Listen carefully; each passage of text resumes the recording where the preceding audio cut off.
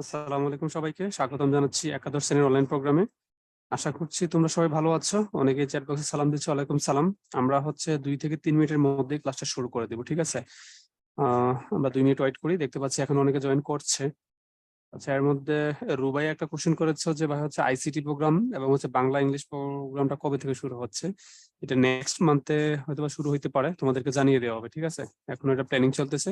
মানে কবে নাগাদ হবে সেটা এখন ডেটটা ফিক্সড হয়নি। বাট খুব রিসেন্টলি তোমরা হচ্ছে ওই কোর্সটা পেয়ে যাবা। তো সেই ক্ষেত্রে হচ্ছে নির্দিষ্ট যে ডেটটা হবে ওইটা তোমাদেরকে জানিয়ে দিব। ঠিক আছে? আর তোমাদের আজকের ক্লাসে হচ্ছে নবনীতা আপু থাকবেন ভোকালে এবং হচ্ছে তোমাদের কিউএনএ তে কোশ্চেনের অ্যান্সার দেওয়ার জন্য রূপম ভাই থাকবেন। ওকে। আচ্ছা, সামিহা বলতেছে ভাই আমাদের এখানে কি সেকেন্ড পেপার পড়ানো হবে কিনা? না ভাই, শুধু হচ্ছে বায়োলজির ক্ষেত্রে সেকেন্ড পেপারটা পড়ানো হবে। হ্যাঁ, ফার্স্ট পেপার হচ্ছে প্রথম অংশ, মানে প্রথম ফার্স্ট অর্ধেক যে অংশটা আছে এটা, আর সেকেন্ড পেপার অর্ধেক অংশটা পড়ানো হবে। ফার্স্টের দিকে যে চ্যাপ্টার গুলো আছে এগুলো।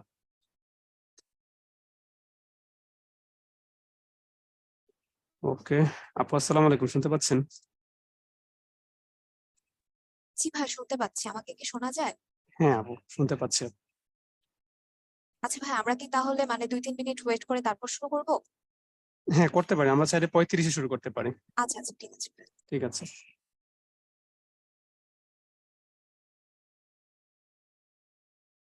আচ্ছা, তোমরা হচ্ছে এর মধ্যে আমাকে একটু কনফার্ম করো, গতকালকে সবাই এক্সামটা দিয়েছিলে নাকি কারো কোনো প্রবলেম হয়েছে কিনা? যে অনলাইনে এক্সামটা দেওয়ার ক্ষেত্রে যে চ্যাপ্টার ওয়াইজ এক্সামটা ছিল। হ্যাঁ, ইরা বলছো দিয়েছো। হ্যাঁ, কোনো প্রবলেম হয়নি। রাফিন দিয়েছো। হ্যাঁ, অনেকেই দিয়েছো, দেখতে পাচ্ছি। আচ্ছা, একজন বড় করে লিখছে না। শোভা, কেন দাওনি ভাইয়া? তোমার তো দেওয়া উচিত ছিল।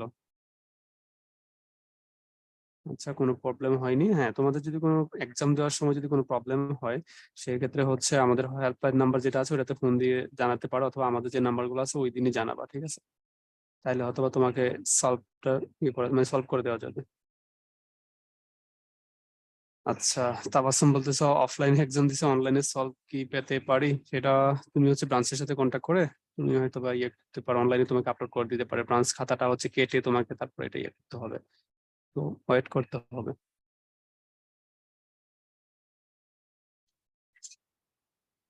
ঠিক আছে।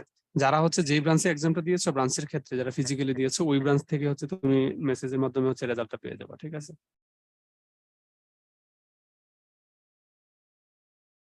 আচ্ছা, রিফাত বলতেছো গতকাল হচ্ছে ফার্স্ট অনলাইন ক্লাস শুরু করেছো, অনলাইন এক্সামটা কিভাবে দিবা? সেই ক্ষেত্রে হচ্ছে ক্লাসের মাঝখানেই আমি তোমাদেরকে একটা লিঙ্ক দিয়ে দিব। ওই লিঙ্কটা হচ্ছে একটা ভিডিও টিউটোরিয়াল, কিভাবে হচ্ছে সিকিউ এক্সামটা অনলাইনে দেওয়া যায়। ওইটা যদি 5 মিনিটের একটা ভিডিও আছে, দেখো তুমি ক্লিয়ার হয়ে যাবে কিভাবে এক্সামটা দেওয়া যাবে।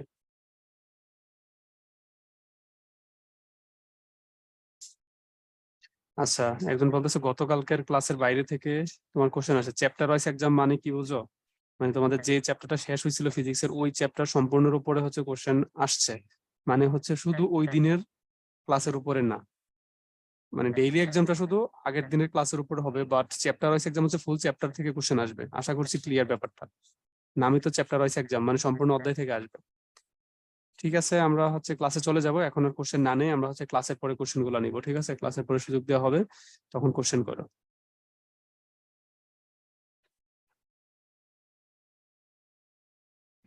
আপু, এখন তাহলে আমরা শুরু করে দিতে পারি। জি। আচ্ছা, আজকে হচ্ছে আমি তোমাদের ক্লাসটা কন্ডাক্ট করব। যারা হচ্ছে সামির ভাইকে খুঁজতেছে, সামির ভাই হচ্ছে আজকে নিবে না। তো আমি হচ্ছি নবনীতা।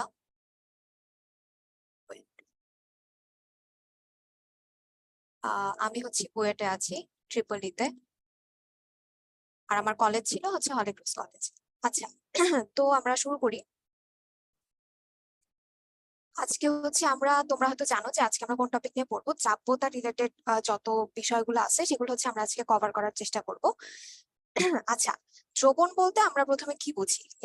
এটা তোমাদের জানার কথা। সেটা হচ্ছে দ্রবণ হচ্ছে তৈরি হয় দ্রব এবং দ্রাবকের সমন্বয়। আচ্ছা, আমাকে একটু বলো তো দেখি যে দ্রব আর দ্রাবকের মধ্যে কোনটার পরিমাণ বেশি থাকে, একটু বলো তো।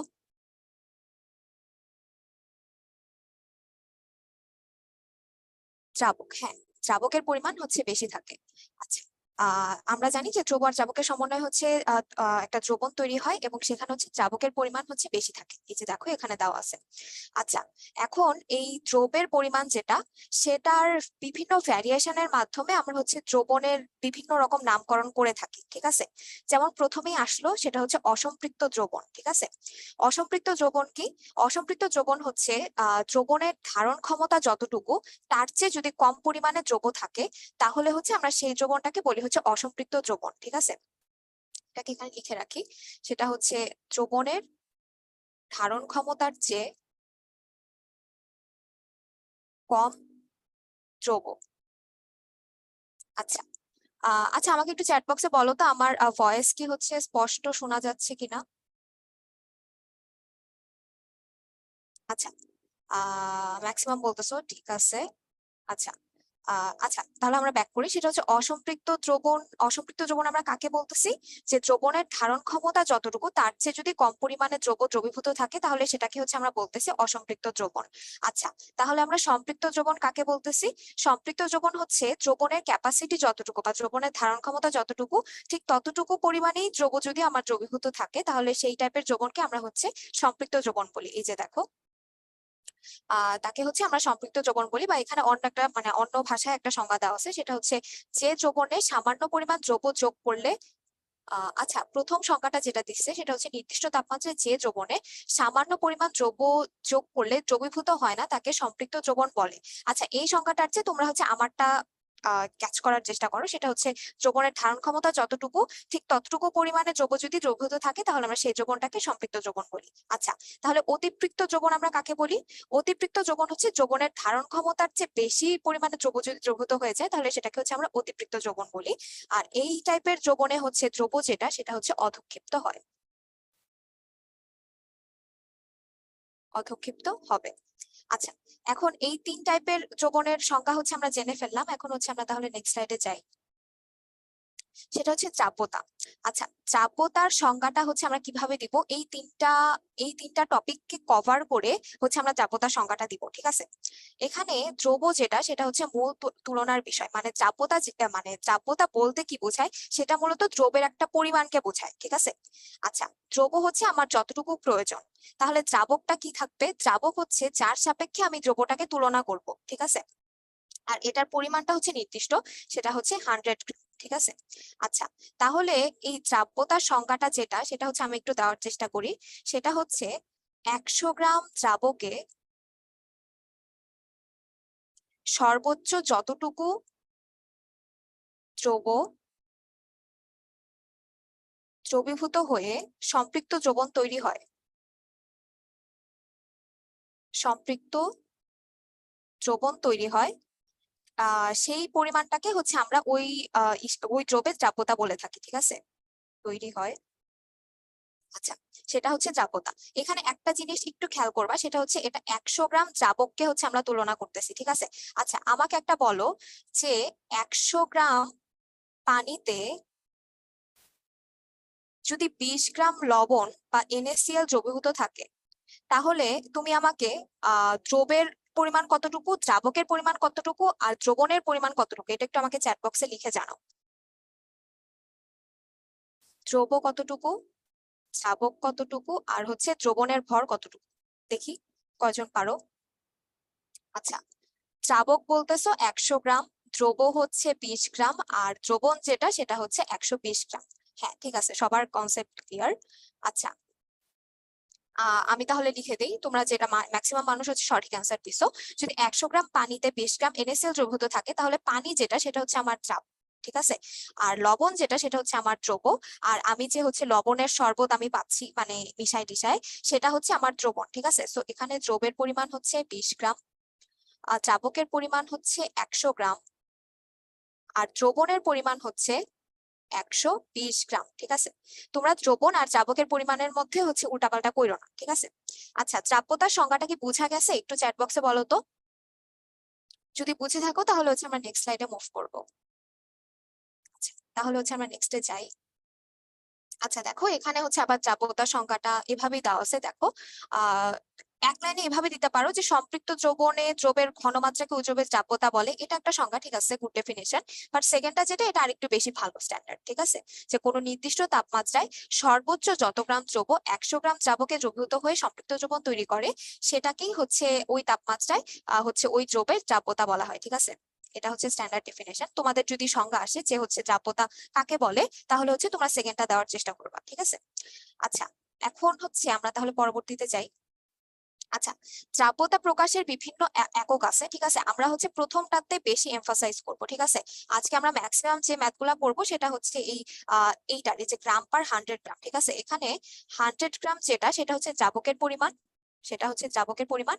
আর গ্রাম যেটা, সেটা হচ্ছে এই যে মনে করো যদি 20 গ্রাম পার 100 গ্রাম বলে, সেখানে হচ্ছে 100 গ্রাম দ্রাবকে যদি 20 গ্রাম দ্রব দ্রবীভূত থাকে, তাহলে হচ্ছে আমরা বলবো দ্রবণটা সম্পৃক্ত, ঠিক আছে।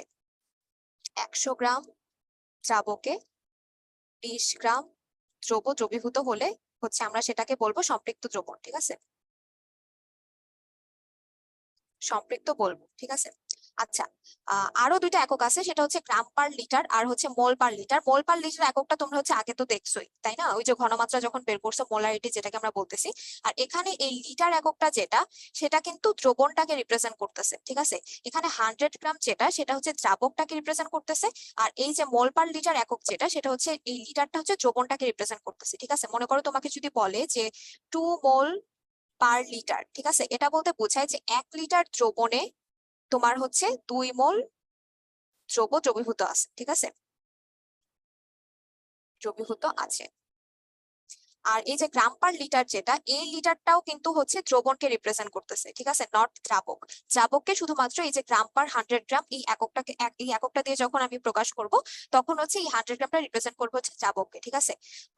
আর এই বিষয়টা হচ্ছে মানে এই 1 নাম্বার যে মানে এককটা, এটা দিয়ে হচ্ছে আজকে আমরা ম্যাক্সিমাম ম্যাথ করার চেষ্টা করবো, ঠিক আছে। আচ্ছা, এই বিষয়টা কি বোঝা গেছে, এই কখন হচ্ছে দ্রাবক আর কখন হচ্ছে মানে দ্রবণের বিষয়টা আমরা বলতেছি। কালোর মধ্যে লাল কালি বোঝা যায় না ভালো করে, আমার তো মনে হয় কালোর মধ্যে লাল কালি দিলে স্পষ্ট বোঝা যায়। আচ্ছা ঠিক আছে, দাঁড়াও দেখি, দেখো তো হলুদটা বোঝা যায় কিনা। আপু একটু হচ্ছে এটা থিকনেসটা একটু বাড়ালে ভালো হয়, তাহলে হচ্ছে ক্লিয়ার হবে। থিকনেসটা বাড়াবো, আচ্ছা হ্যাঁ হ্যাঁ ঠিক আছে, হ্যাঁ, আচ্ছা এবার ঠিক আছে, এটা ঠিক আছে, ইউল ইউজ আচ্ছা করতে পারেন একটু থিকনেসটা মোটা করে। আচ্ছা আচ্ছা আচ্ছা ঠিক আছে, দেখি তো বুঝছো কিনা। আচ্ছা ঠিক আছে, যদি বুঝে থাকো তাহলে হচ্ছে আমরা নেক্সট স্লাইডে যাই। তোমাদের জন্য একটা পোল কোয়েশ্চেন আছে, এটার অ্যান্সার করো।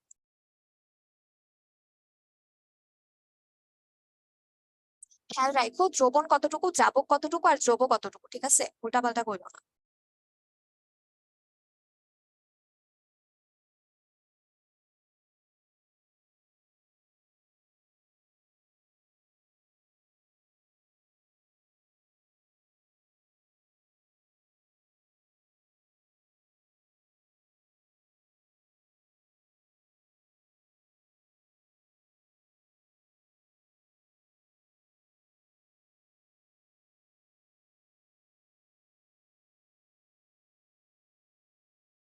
আচ্ছা, আর 20 সেকেন্ড রাখবো, এর মধ্যে হচ্ছে সবাই অ্যান্সার করার চেষ্টা করো।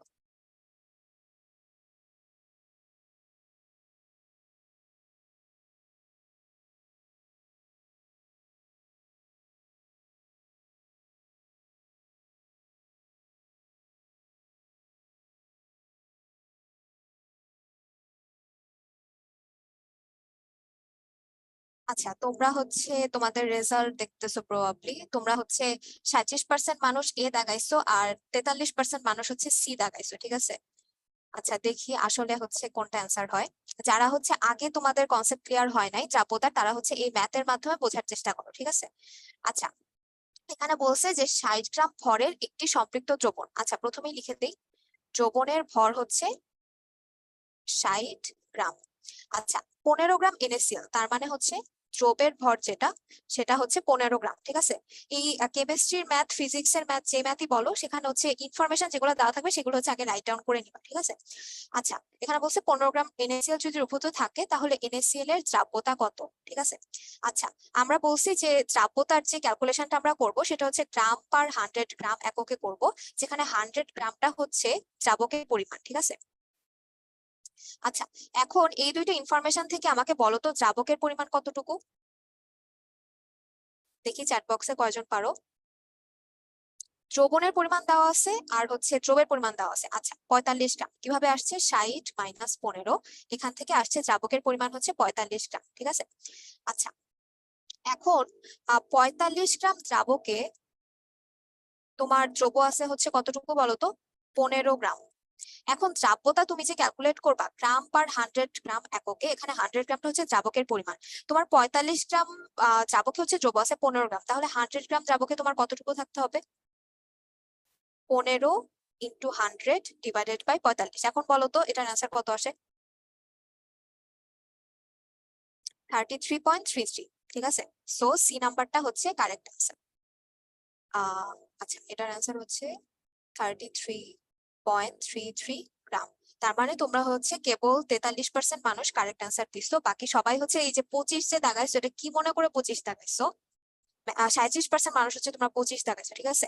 আচ্ছা, এখন বলো যে এটা যে সলভ করছি এটা ক্যালকুলেশনটা কি বোঝা গেছে। আচ্ছা, যদি বুঝে থাকো তাহলে হচ্ছে আমরা নেক্সট স্লাইডে যাই। আচ্ছা, এখানে হচ্ছে আমরা আরেকটা ম্যাথ করব, সেটা হচ্ছে 30°C তাপমাত্রায় দ্রাব্যতা দেওয়া আছে। সেলসিয়াস তাপমাত্রায় দ্রাব্যতা দেওয়া আছে হচ্ছে কত, 50। এটা কিন্তু 50 কিন্তু গ্রাম পার 100 গ্রাম এককে, ঠিক আছে। তার মানে 100 গ্রাম দ্রাবকে আমার হচ্ছে 50 গ্রাম দ্রব্য সর্বোচ্চ থাকতে পারে, ঠিক আছে। আচ্ছা, তাহলে 55 ডিগ্রিতে হচ্ছে আমার কত দেওয়া আছে, 55 ডিগ্রিতে দেওয়া আছে হচ্ছে 90 গ্রাম পার 100 গ্রাম। তার মানে 100 গ্রাম দ্রাবকে 90 গ্রাম দ্রব্য হচ্ছে সর্বোচ্চ থাকতে পারে যখন টেম্পারেচার হচ্ছে 55°C। আচ্ছা, এখন বলছে যে 30°C তাপমাত্রার 50 গ্রাম দ্রবণকে 55 ডিগ্রিতে আমি হচ্ছে উন্নীত করছি, ঠিক আছে। এই অবস্থায় দ্রবণকে সম্পৃক্ত করতে আর কত গ্রাম অতিরিক্ত দ্রবের প্রয়োজন। আচ্ছা, এই অবস্থায় 30 ডিগ্রিতে দ্রবণের ভর হচ্ছে আমার 150 গ্রাম, ঠিক আছে। এটা বুঝতে কি কারো অসুবিধা আছে বলতো, 30 ডিগ্রিতে যে দ্রবণের ভর 150 গ্রাম। আচ্ছা, যদি অসুবিধা না থাকে তাহলে এটাও বুঝবা যে 55 ডিগ্রি যেটা, সেটাতে হচ্ছে আমার দ্রবণের ভর উন্নীত মানে হচ্ছে টেম্পারেচারটাকে আমি বাড়ায় 55-তে নিছি, ঠিক আছে। আচ্ছা, এটাতে হচ্ছে দ্রবণের ভর হবে 190 গ্রাম। আচ্ছা, এখন 30 ডিগ্রি থেকে যদি 55 ডিগ্রিতে নেওয়া লাগে, তাহলে এখান থেকে তো আমি বুঝতেছি যে হচ্ছে এক্সট্রা কতটুকু দ্রব্য যোগ করা লাগবে, এক্সট্রা যোগ করা লাগবে 190 মাইনাস 150, কত গ্রাম আসে বলতো, 60, 70, 80, 90, 40 গ্রাম, ঠিক আছে। আচ্ছা, এই 150 গ্রামটা কিন্তু সম্পৃক্ত দ্রবণ, ঠিক আছে, কারণ হচ্ছে এখানে দ্রাব্যতা বলে দিছে। দ্রাব্যতা তো আমরা সম্পৃক্ত যখন একটা দ্রবণ হয় তখনই হচ্ছে আমরা ক্যালকুলেট করি, তাই না। সো সম্পৃক্ত দ্রবণের ভর যখন 150 গ্রাম তখন হচ্ছে দ্রাব্যতা 50, আর সম্পৃক্ত দ্রবণের ভর যখন 190 গ্রাম, টেম্পারেচারটাও আমি বাড়াই দিছি 55 ডিগ্রি, তখন হচ্ছে দ্রাব্যতা 90। সো এক্সট্রা হচ্ছে আমার যোগ করা লাগবে 190 মাইনাস 150, সেটা হচ্ছে 40 গ্রাম, ঠিক আছে। আচ্ছা, এখন হচ্ছে একটা জিনিস খেয়াল করো, এখানে কিন্তু বলছে 50 গ্রাম দ্রবণকে আমি 30 থেকে 55-তে নিছি, ঠিক আছে। এইটা যে আমি 40 গ্রাম বের করছি, এটা আমি কতটুকু দ্রবণকে নিছি, এটা হচ্ছে আমি 150 গ্রাম দ্রবণকে নিছি, ঠিক আছে। সো আমরা লিখি যে 150 গ্রাম দ্রবণকে আহ সম্পৃক্ত করতে এক্সট্রা যোগ করা লাগবে, দ্রবণকে সম্পৃক্ত করতে এক্সট্রা যোগ করা লাগবে 40 গ্রাম, ঠিক আছে। আচ্ছা, সম্পৃক্ত কিন্তু ও 30°C কিন্তু সম্পৃক্ত আছে, বাট 55 ডিগ্রিতে কিন্তু এই 150 গ্রাম দ্রবণটা কিন্তু আর সম্পৃক্ত নাই, ঠিক আছে। কারণ কি, তখন হচ্ছে ওর দ্রাব্যতা বেড়ে গেছে, ঠিক আছে, তখন কিন্তু ওর দ্রাব্যতা বেড়ে গেছে। সো এটাকে সম্পৃক্ত করার জন্য তোমার এক্সট্রা আরো দ্রব্য অ্যাড করা লাগবে, ঠিক আছে। সো 50 গ্রাম দ্রবণকে সম্পৃক্ত করতে এক্সট্রা অ্যাড করা লাগবে হচ্ছে, আচ্ছা এখানে লিখে রাখি 55°C, নইলে তোমরা হচ্ছে আবার গুলায় ফেলবা। আচ্ছা, সো 50 ডিগ্রি দ্রবণকে যদি আমি সম্পৃক্ত করতে চাই তাহলে আমার এক্সট্রা অ্যাড করা লাগবে 40 × 50 ডিভাইডেড বাই 150। এটা ক্যালকুলেট করলে কত আসে দেখি। 50 ডিভাইডেড বাই 150, এটার ভ্যালু হচ্ছে 13.33 গ্রাম। 13.33 গ্রাম। আচ্ছা, যারা বুঝো নাই তাদের জন্য আমি আবার রিক্যাপ করতেছি, সেটা হচ্ছে 30 ডিগ্রি সেলসিয়াস তাপমাত্রায় আমার দ্রাব্যতা দেওয়া আছে হচ্ছে 50 গ্রাম, ঠিক আছে। তার মানে 100 গ্রাম দ্রাবকে আমার 50 গ্রাম দ্রব্য হচ্ছে থাকতে পারে। 55 ডিগ্রিতে দেওয়া আছে হচ্ছে 90 গ্রাম, তার মানে 100 গ্রাম দ্রাবকে 55 ডিগ্রি সেলসিয়াস তাপমাত্রায় আমার হচ্ছে 90 গ্রাম দ্রব্য থাকতে পারে সর্বোচ্চ, ঠিক আছে। সো এখান থেকে হচ্ছে আমি বের করছি যে 30 ডিগ্রিতে দ্রবণের ভর হচ্ছে 150 আর 55 ডিগ্রিতে হচ্ছে 190, ঠিক আছে। এখন আমি এই 150 গ্রাম দ্রবণটাকে যদি হচ্ছে 55 ডিগ্রিতে নিই, তাহলে 55 ডিগ্রিতে আমার দ্রবণটাকে সম্পৃক্ত করার জন্য এক্সট্রা হচ্ছে 40 গ্রাম অ্যাড করা লাগবে, ঠিক আছে। আচ্ছা, এটা হচ্ছে 40 গ্রাম অ্যাড করা লাগলো, বাট আমাকে প্রশ্নে চাইছে হচ্ছে 50 গ্রাম দ্রবণকে সম্পৃক্ত করার জন্য কতটুকু অ্যাড করা লাগবে। সো 150 এর জন্য যদি এক্সট্রা 40 গ্রাম হয়, তো 50 এর জন্য হচ্ছে কতটুকু হবে সেটা হচ্ছে আমি ঐকিক নিয়ম দিয়ে বের করে ফেলবো, ঠিক আছে। আচ্ছা, তোমরা কি বুঝতে পারছো একটু বলো তো চ্যাট বক্সে। আচ্ছা, সম্পৃক্ত অর্থ হচ্ছে মানে যতটুকু ধারণ ক্ষমতা ততটুকুই আছে, ঠিক আছে। মনে করো তুমি হচ্ছে একদিনে 24 ঘন্টা টাইম, ঠিক আছে। একদিনে 24 ঘন্টার মধ্যে তুমি মনে করো 8 ঘন্টা পড়তে পারো হাইয়েস্ট, ঠিক আছে। ওই 8 ঘন্টা পড়ার পর তুমি বলবা হচ্ছে তুমি সম্পৃক্ত অবস্থায় পৌঁছায় গেছো, ঠিক আছে। তুমি আর 8 ঘন্টার বেশি পড়তে পারবা না, ঠিক আছে। এই অবস্থাটা মানে তোমার যতটুকু ক্যাপাসিটি তুমি ততটুকু ফিল আপ করে ফেলছো, ওই অবস্থাটাই হচ্ছে সম্পৃক্ত অবস্থা, ঠিক আছে। এখন কি বুঝতে পারছো যে হচ্ছে প্রশ্ন করছিলাম। আচ্ছা, ঠিক আছে। এখন হচ্ছে যদি এই ম্যাথটা বুঝে থাকো তাহলে হচ্ছে আমরা নেক্সট ম্যাথে যাই। আচ্ছা, আস্তে আস্তে কথা বলবো। আচ্ছা, আস্তে আস্তে বলতে কি আমি ভলিউমটা স্লো করব নাকি হচ্ছে আমার স্পিডটা কমাবো? রাফি, আচ্ছা ঠিক আছে, স্পিডটা কমাই, তাহলে হচ্ছে নেক্সট স্লাইডে যাই আমরা। আচ্ছা, এটা কেন হয়েছে, আমি হচ্ছে নর্মালি হচ্ছে যে টিউটোরিয়াল ভিডিও গুলা হচ্ছে আমার দেখা লাগে, আমি সবগুলা হচ্ছে 2 গুণ প্লেব্যাক স্পিড দিয়ে আর কি দেখি, ঠিক আছে, ইউটিউবে। সো ওইটা শুনতে শুনতে আমার নিজের স্পিডও হচ্ছে এরকম আর কি বেড়ে গেছে, ঠিক আছে। আচ্ছা ঠিক আছে, আমি স্লো পড়াচ্ছি। আহ আচ্ছা, এই ম্যাটটা দেখো। 85 ডিগ্রি সেলসিয়াস তাপমাত্রায় নির্দিষ্ট ভরের কেসিএল কে 250 গ্রাম পানিতে হচ্ছে দ্রবীভূত করে সম্পৃক্ত দ্রবণ প্রস্তুত করা হলো, ঠিক আছে। আচ্ছা, প্রথমে আসি, এখানে হচ্ছে 250 গ্রাম পানিতে হচ্ছে আমার দ্রবীভূত করা হয়েছে, তার মানে দ্রাবকের ভর যেটা সেটা হচ্ছে 250 গ্রাম। আচ্ছা, এখন হচ্ছে আসি, সেটা হচ্ছে এই দ্রবণকে শীতল করে 20 ডিগ্রি সেলসিয়াসে নিয়ে গেলে কত গ্রাম কেসিএল হচ্ছে অধক্ষিপ্ত হবে, ঠিক আছে। আগের ম্যাথের উল্টাটা, ঠিক আছে। আগের ম্যাথে আমি হচ্ছে টেম্পারেচার বাড়াইছি, আর এই ম্যাথে হচ্ছে আমি টেম্পারেচার 85 থেকে 20-এ কমাবো, ঠিক আছে। সো আগের ম্যাথে যখন আমি টেম্পারেচার বাড়াইছি আমার হচ্ছে এক্সট্রা অ্যাড করা লাগতো, আর এটাতে যেহেতু আমি টেম্পারেচার কমাইছি, সো হচ্ছে আমার এক্ষেত্রে অধক্ষিপ্ত হবে, ঠিক আছে। আচ্ছা, এখন 85 ডিগ্রিতে হচ্ছে দ্রাব্যতা দেওয়া আছে কত, 53.5 গ্রাম পার 100 গ্রাম। আর 20 ডিগ্রি, যেটা 20 ডিগ্রিতে দেওয়া আছে হচ্ছে 34 গ্রাম পার 100 গ্রাম, ঠিক আছে। আচ্ছা, 85 ডিগ্রিতে আমার হচ্ছে দ্রবণের ভর কত, দ্রবণের ভর হচ্ছে 153.5 গ্রাম। আর 20 ডিগ্রি যেটা, সেটাতে দ্রবণের ভর হচ্ছে 134 গ্রাম, ঠিক আছে। আচ্ছা, এখন 85 ডিগ্রি থেকে যদি আমি 20 ডিগ্রিতে নামাই এই 153.5 গ্রাম দ্রবণকে, তাহলে আমাকে বলো তো কতটুকু অধক্ষিপ্ত হবে চ্যাট বক্সে। যদি আমি 85 ডিগ্রি থেকে 20 ডিগ্রিতে নামাই 153.5 গ্রাম দ্রবণকে, তাহলে হচ্ছে আমার কতটুকু অধক্ষিপ্ত হবে। অধক্ষিপ্ত হবে 153.5 মাইনাস 134। এটার ভ্যালু কত আসে? এটার ভ্যালু হচ্ছে 19.5 গ্রাম, ঠিক আছে, 19.5 গ্রাম, ঠিক আছে। আচ্ছা, এটা দেখো, এটা কিন্তু আমি বলছি যে 153.5 গ্রাম দ্রবণকে যদি আমি নিচে নামাই, মানে নিচে বলতে 20 ডিগ্রিতে নামাই, ঠিক আছে। বাট এখানে কিন্তু দেখো দেওয়া আছে দ্রাবকের রেসপেক্টে, ঠিক আছে। আচ্ছা, সো এখানে তাহলে আমরা দ্রাবকের রেসপেক্টে ক্যালকুলেট করি, যদি দ্রবণের ভর 153.5 গ্রাম হয় তাহলে দ্রাবকের ভর তো কত, এই যে 100 গ্রাম। সো 100 গ্রাম দ্রাবককে যদি 20 ডিগ্রিতে নামাই, তাহলে হচ্ছে অধঃক্ষিপ্ত হবে 19.5 গ্রাম। 19.5 গ্রাম। সো 250 গ্রামকে যদি নামাই, 250 গ্রাম চাবককে যদি 20 ডিগ্রিতে নামাই, তাহলে কতটুকু অধঃক্ষিপ্ত হবে? 19.5 ইন্টু 250 ডিভাইডেড বাই 100 গ্রাম। ঠিক আছে, সো এটার ভ্যালু কত আসে? 48.75 গ্রাম। 48.75 গ্রাম। আচ্ছা ঠিক আছে, আমি হচ্ছে এটা আরেকবার রিক্যাপ করি। সেটা হচ্ছে আগের ম্যাথটা তোমরা যেটা করছো, আগের ম্যাথে ছিল হচ্ছে এই যে দ্রবণের পরিমাণটা দেওয়া ছিল, এই যে 50 গ্রাম দ্রবণকে আমি হচ্ছে টেম্পারেচার বাড়াইছিলাম। আর সেকেন্ড ম্যাথটাতে যেটা করা হয়েছে সেটা হচ্ছে দ্রাবকের রেসপেক্টে করা হয়েছে আর টেম্পারেচারটা হচ্ছে কমানো হয়েছে। ঠিক আছে, জাস্ট এতটুকুই ডিফারেন্স। এখান থেকে হচ্ছে আমি প্রথমে অধঃক্ষিপ্ত কতটুকু হবে এটা বের করে নিলাম।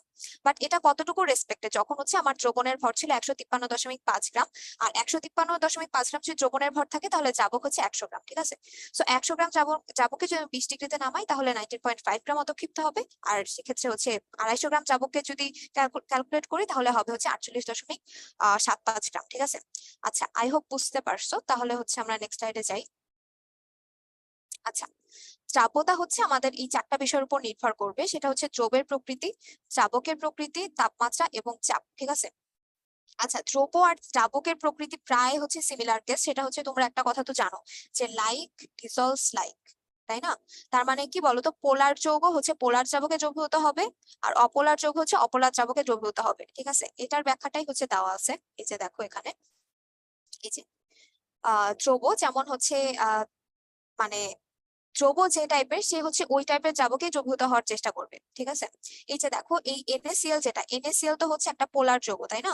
NaCl হচ্ছে পোলার, সে তো হচ্ছে পানির মধ্যে দ্রবীভূত হবে। ওই যে তোমরা হচ্ছে আগে 9-10 হচ্ছে একটা চিত্র দেখছিলা না, যে Na+ থাকে, তারপর হচ্ছে Cl- থাকে। Na+ এর চারদিকে হচ্ছে এই যে এভাবে OH- একটা থাকে।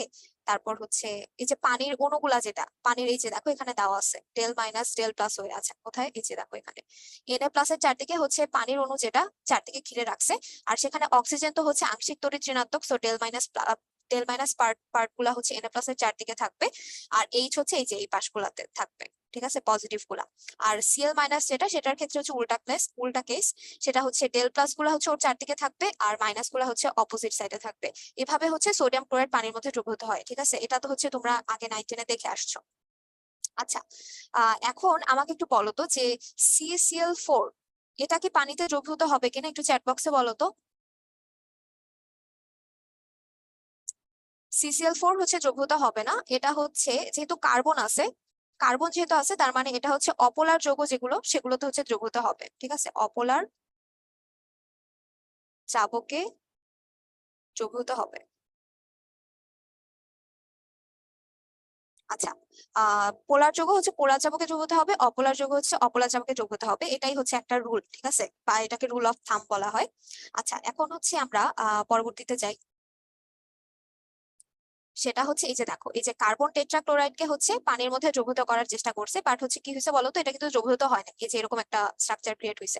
ইভেন পানির মধ্যে তুমি যদি সয়াবিন তেল বা এইটা দিয়েও, মানে সয়াবিন তেল বা সরিষার তেল যাই বলো, এটা দিয়ে ঝাঁকানোর চেষ্টা করো, তাহলে দেখবা হচ্ছে এরকম একটা চিত্র ক্রিয়েট হবে। ঠিক আছে, এটার কারণ কি? এর কারণ হচ্ছে পানি হচ্ছে পোলার, আর CCl4 যেটা, সেটা হচ্ছে অপোলার। অপোলার বা হচ্ছে নন পোলার দিয়ে দিই, নন পোলার। এই কারণে হচ্ছে এটা দ্রবীভূত হবে না। ঠিক আছে, আচ্ছা এখন হচ্ছে আমরা পরবর্তীতে যাই। সেটা হচ্ছে আচ্ছা তাপমাত্রার কি প্রভাব। আচ্ছা, তাপমাত্রার ক্ষেত্রে আহ 2 ধরনের প্রভাব হচ্ছে দেখা যায়। ঠিক আছে, বিক্রিয়াটা যদি মানে যে দ্রবটা আমি নিছি, সেই দ্রবটার বিয়োজনের পরিমাণ, দ্রবর বিয়োজনের পরিমাণ না দিয়ে লিখি বিয়োজনের টাইপ হচ্ছে 2 টাইপের হতে পারে। একটা হচ্ছে তাপহারী পরিবর্তন,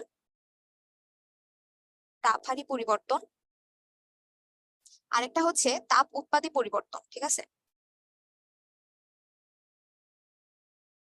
তাপ উৎপাদী পরিবর্তন। আচ্ছা, তাপ হারি পরিবর্তন বলতে আমরা কি বোঝাচ্ছি, যে দ্রব্যটা যে বিয়োজিত হচ্ছে, ও বিয়োজিত হওয়ার জন্য পরিবেশ থেকে হচ্ছে তাপমাত্রা গ্রহণ করতেছে, ঠিক আছে। পরিবেশ থেকে যদি ও তাপমাত্রা গ্রহণ করে, তখনই তো হচ্ছে বিক্রিয়ার পাত্র যেটা, সেটা হচ্ছে ঠান্ডা হবে, তাই না? সো ওইটাকেই হচ্ছে আমরা বলি তাপ হারি পরিবর্তন। আর তাপ উৎপাদী পরিবর্তন কোনটাকে আমরা বলতেছি, যে দ্রব্যটা যে বিয়োজিত হচ্ছে, ও বিয়োজিত হওয়ার সাথে সাথে হচ্ছে টেম্পারেচার ক্রিয়েট হইতেছে, ঠিক আছে। এই টাইপের পরিবর্তন হচ্ছে তাপ উৎপাদী পরিবর্তন, ঠিক আছে। আচ্ছা, এক্ষেত্রে তোমরা হচ্ছে লিখে রাখবা, সেটা হচ্ছে তাপ হারি পরিবর্তনে যদি হচ্ছে আমি টেম্পারেচার বাড়াই, তাপ হারি পরিবর্তনে যদি টি ফর হচ্ছে আমি টেম্পারেচার বলতেছি, টেম্পারেচার বাড়াই, তাহলে হচ্ছে আমার চাপতা বাড়বে, চাপতা বাড়বে। আর এই যে তাপ উৎপাদী পরিবর্তন যেটা, সেটাতে হচ্ছে আমি যদি টেম্পারেচার বাড়াই, তাহলে হচ্ছে চাপতা কমবে। আচ্ছা, এটাকে হচ্ছে আমি কিভাবে ব্যাখ্যা করতে পারি, যে তাপ হারি পরিবর্তনে কি হচ্ছে, ও যে বিয়োজিত হচ্ছে, ও বিয়োজিত হওয়ার সাথে সাথে হচ্ছে পরিবেশের থেকে তাপমাত্রা গ্রহণ করতেছে, তার মানে ওর বিয়োজিত হওয়ার জন্য তাপমাত্রা লাগতেছে, ঠিক আছে। সো এই কেসে যদি আমি টেম্পারেচার বাড়াই দিই, সো ডেফিনেটলি ও বেশি বেশি বিয়োজিত হবে। সো এক্ষেত্রে হচ্ছে আমার চাপতা বাড়বে। বাট তাপ উৎপাদীর কেসে তো হচ্ছে উল্টা ঘটনা ঘটতেছে, তাই না? ও বিয়োজিত হওয়ার সাথে সাথে হচ্ছে তাপমাত্রা ক্রিয়েট হইতেছে। তো এই ক্ষেত্রে যদি আমি টেম্পারেচার আরো বাড়াই দিই, তাহলে হচ্ছে ওর চাপতা হচ্ছে কমার প্রবণতা থাকে, ঠিক আছে। আচ্ছা, আর এই গ্রাফে একটা হচ্ছে দেখো ইম্পর্টেন্ট পয়েন্ট, সেটা হচ্ছে এই যে Na2SO4 × 10H2O, ঠিক আছে। এই লবণটার ক্ষেত্রে হচ্ছে একটা ব্যতিক্রম লক্ষ্য করা যায়, সেটা হচ্ছে ওর সাথে হচ্ছে 10 অণু পানি গ্যালাসিত অবস্থায় থাকে, ঠিক আছে। সো এই কারণে ওর হচ্ছে টেম্পারেচার বাড়ার সাথে সাথে প্রথমে চাপতা বাড়ে, তারপর হচ্ছে আবার কমে যায়, ঠিক আছে, তারপর হচ্ছে আবার কমে যায়। এই টেম্পারেচারটা যেটা, সেটা হচ্ছে 34°C, ঠিক আছে। ওর সাথে হচ্ছে যেহেতু এই 10 অণু ক্যালাস পানি থাকে, এই 34°তে যায়, দেখা যায় যে ওই ক্যালাস পানি যেটা, সেটা হচ্ছে দূরীভূত হয়ে যায়, ঠিক আছে। এই পজিশনে যায়, ও হচ্ছে Na2SO4 এই পজিশনটা গ্রহণ করে, ঠিক আছে। সো এই পজিশনটা যখন ও ফর্ম করে, তখন হচ্ছে দেখা যায় যে টেম্পারেচার তুমি যতই বাড়াও, ওর চাপতা আর বাড়ে না, বরং হচ্ছে কমা শুরু করে, ঠিক আছে। আচ্ছা, এটা হচ্ছে একটু মার্ক করে রাখলাম, এটা হচ্ছে প্রায় পরীক্ষায় আসে। এটা হচ্ছে Na2SO4 × 10 অণু পানির যে চাপতার যে গ্রাফটা, সেটা, ঠিক আছে। আচ্ছা, এটা গেল হচ্ছে আমার টেম্পারেচারের প্রভাব। এখন হচ্ছে, আচ্ছা একটু বলো তো চ্যাট বক্সে, তোমরা কি টেম্পারেচার প্রভাবটা বুঝছো কিনা? আচ্ছা, ঠিক আছে। তাহলে হচ্ছে আমরা নেক্সট স্লাইডে যাই। আচ্ছা, এখন আসি হচ্ছে চাপের প্রভাব, ঠিক আছে। চাপের প্রভাবটা খুবই ইজি, এটা হচ্ছে তেমন একটা আসে না, সেটা হচ্ছে একটি নির্দিষ্ট তাপমাত্রায়, আচ্ছা তোমরা হচ্ছে কে জানি বলছো যে হচ্ছে আহ ওই আগেরটা যেটা, সেটা হচ্ছে একবার করতে রিক্যাপ করতে, এই যে টেম্পারেচারের প্রভাব যেটা। আচ্ছা, টেম্পারেচারের প্রভাব তেমন কিছুই না, এটা হচ্ছে দুই টাইপের পরিবর্তনের বেসিসে, একটা হচ্ছে তাপ হারি পরিবর্তন, একটা হচ্ছে তাপ উৎপাদী পরিবর্তন। সো তাপ হারি পরিবর্তনটা আমি বলছি যে হচ্ছে দ্রবণ মানে দ্রবটা যে বিয়োজিত হচ্ছে, ও বিয়োজিত হতে হতে হচ্ছে পরিবেশ থেকে তাপমাত্রা গ্রহণ করা লাগে, ঠিক আছে। সো পরিবেশ থেকে তাপমাত্রা যদি গ্রহণ করা লাগে, সেই কেসে যদি আমি টেম্পারেচার বাড়াই, ডেফিনেটলি ওর বিয়োজনের মাত্রাটাও বেড়ে যাবে। সো এই কেসে হচ্ছে চাপতা বাড়বে। আর যখন তাপ উৎপাদী পরিবর্তন হয়, তখন তো হচ্ছে তাপ হারির উল্টা কেস, ঠিক আছে, তোমরা হচ্ছে ওইটা বুঝে নিবা। আচ্ছা, ঠিক আছে, এখন হচ্ছে আমরা নেক্সটে যাই। চাপের প্রভাব, চাপের প্রভাবে কি কি বলতেছে, যে একটি নির্দিষ্ট তাপমাত্রায় কোন তরল গ্যাসের উপরে স্থিত গ্যাসের উপর চাপ বৃদ্ধি করলে ওই গ্যাসের ওই তরলের চাপতা বৃদ্ধি পায়। আচ্ছা, ঠিক আছে, আমি হচ্ছে একটু মানে ভালো মতো বলি। সেটা হচ্ছে এখানে তরল দ্রাবকে গ্যাসীয় দ্রবের কথা বলা হয়েছে, ঠিক আছে। এই যে এই সংজ্ঞাটা যেটা দেওয়া হয়েছে, যদি কেউ না মানে পড়ে না বোঝো, তাহলে এটা খেয়াল করো। সেটা হচ্ছে এই ব্যাখ্যাটা যেটা দিছে, সেটা হচ্ছে আমি যদি তরল দ্রাবকে গ্যাসীয় দ্রব হচ্ছে দ্রবীভূত করি, তখন হচ্ছে চাপের কি টাইপের প্রভাব হচ্ছে লক্ষ্য করা যাবে, সেটার কথা হচ্ছে বলা হয়েছে।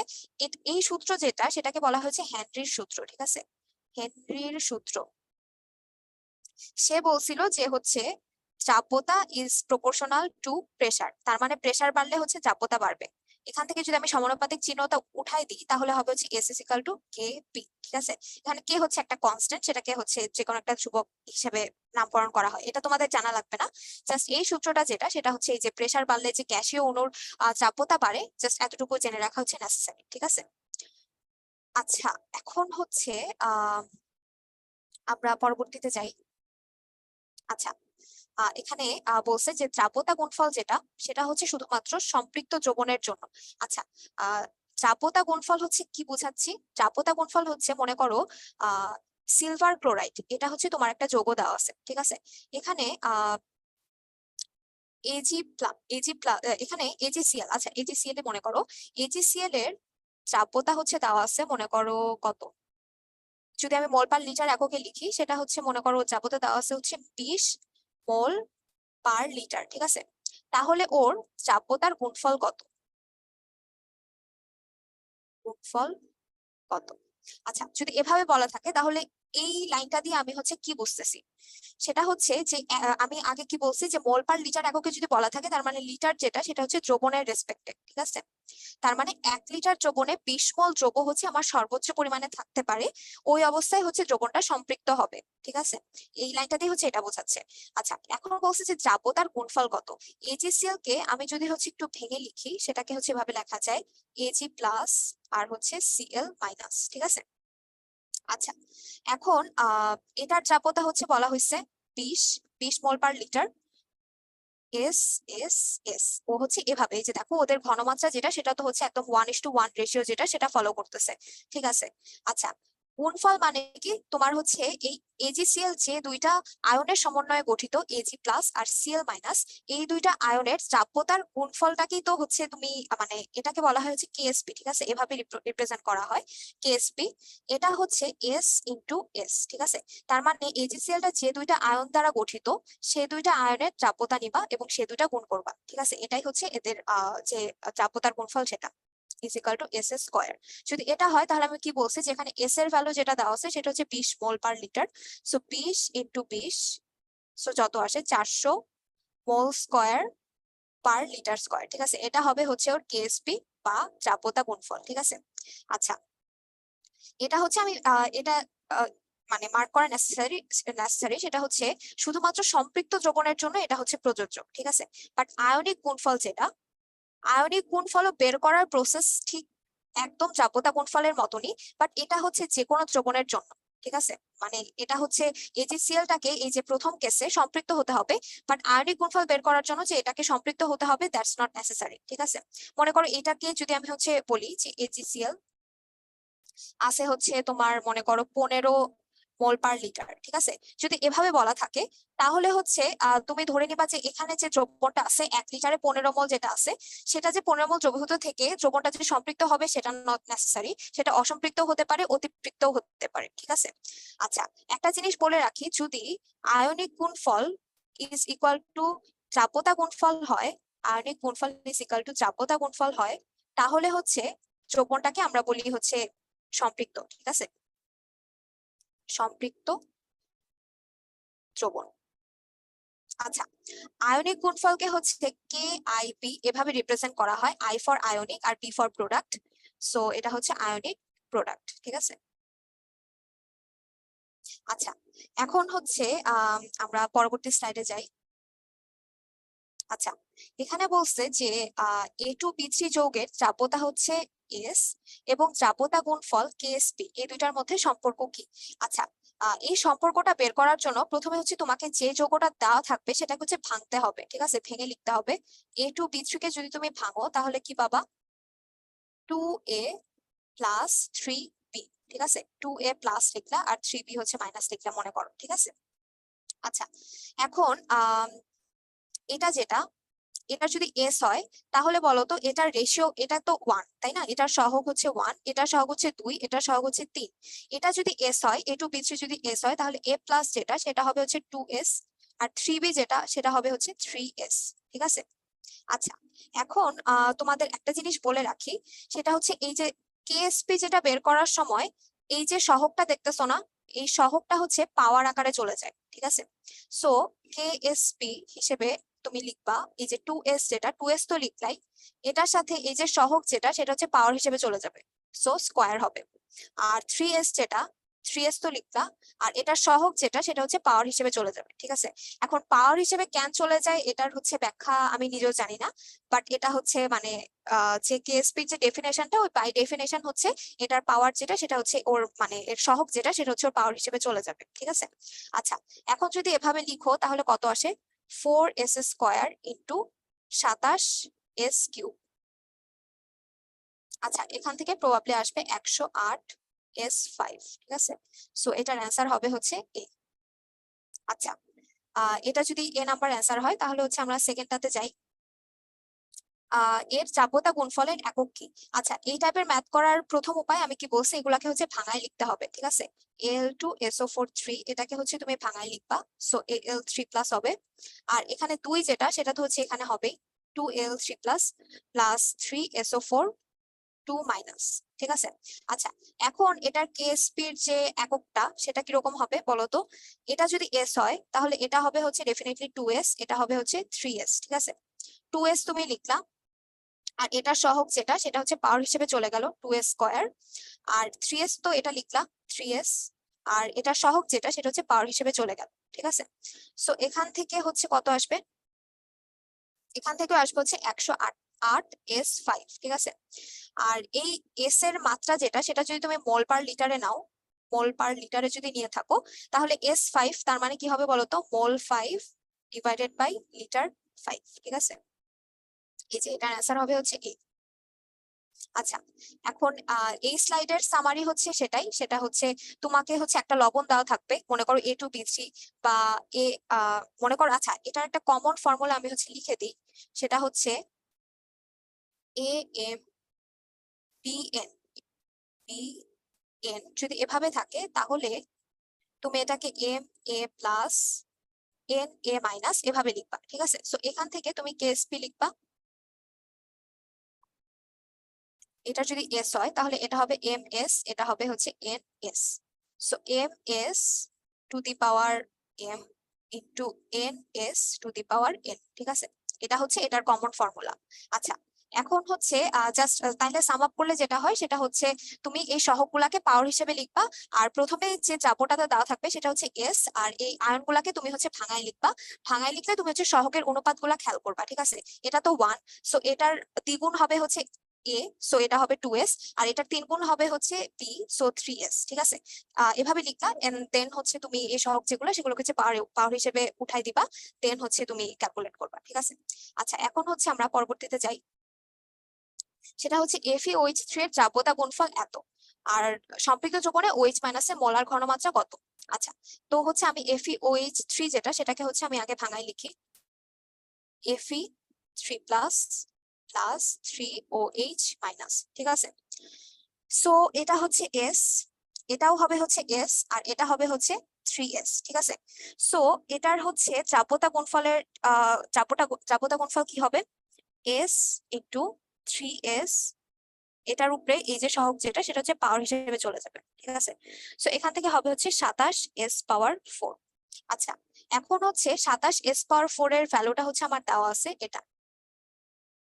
So 27s⁴ is equal to 3.8 into 10⁻⁻38। So এখান থেকে এস এর ভ্যালু কত আসবে বলো তো, ক্যালকুলেট করে। 3.8, আচ্ছা তোমাদের আগে আমি করি, 8 into 10⁻⁻38 divided by 27 to the power 1 divided by 4। আচ্ছা, এটার ভ্যালু আসে হচ্ছে 1.93 ইন্টু 10⁻⁻10, ঠিক আছে। আচ্ছা, এই যে ভ্যালুটা আসলো সেটা কিন্তু হচ্ছে, আচ্ছা ওয়েট, এখানে কি আমার 10 এর সহগে কিছু ভুল হয়েছে, একটু দেখো তো ম্যাথটা, দাঁড়াও আমি দেখতেছি।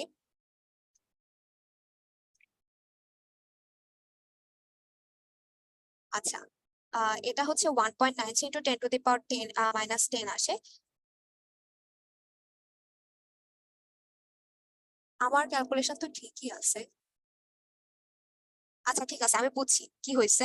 এটা হচ্ছে এই যে 3s যেটা, সেটার ভ্যালু আসছে হচ্ছে এখানে 3s যেটা, এটার ভ্যালু আসছে হচ্ছে 1.93 ইন্টু 10⁻⁻10, ঠিক আছে। এখন এটাকে যদি হচ্ছে তুমি 3 দিয়ে ভাগ করে দাও, তাহলে প্রবাবলি হচ্ছে তোমার OH মাইনাস যেটা সেটার ভ্যালু চলে আসবে। আচ্ছা দেখি ভাগ করে,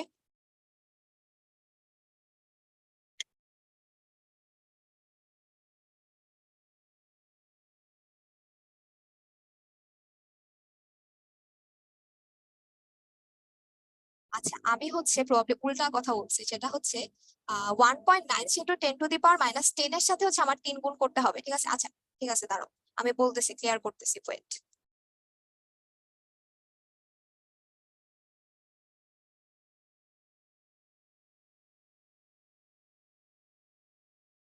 আচ্ছা যেটা বললাম সেটা হচ্ছে, আচ্ছা 3s কিউব এরকম করে হচ্ছে তুমি 27s4 পাইলা, 27s4 সমান হচ্ছে 3.8 into 10 two the power minus 38 আসলো। এখান থেকে তুমি এস এর ভ্যালু পাইলা হচ্ছে 1.93 into 10 two the power minus 38, ঠিক আছে? এখন এই ভ্যালুটা যেটা, ঠিক আছে, এই ভ্যালুটা হচ্ছে তোমার এস এর ভ্যালু, ঠিক আছে?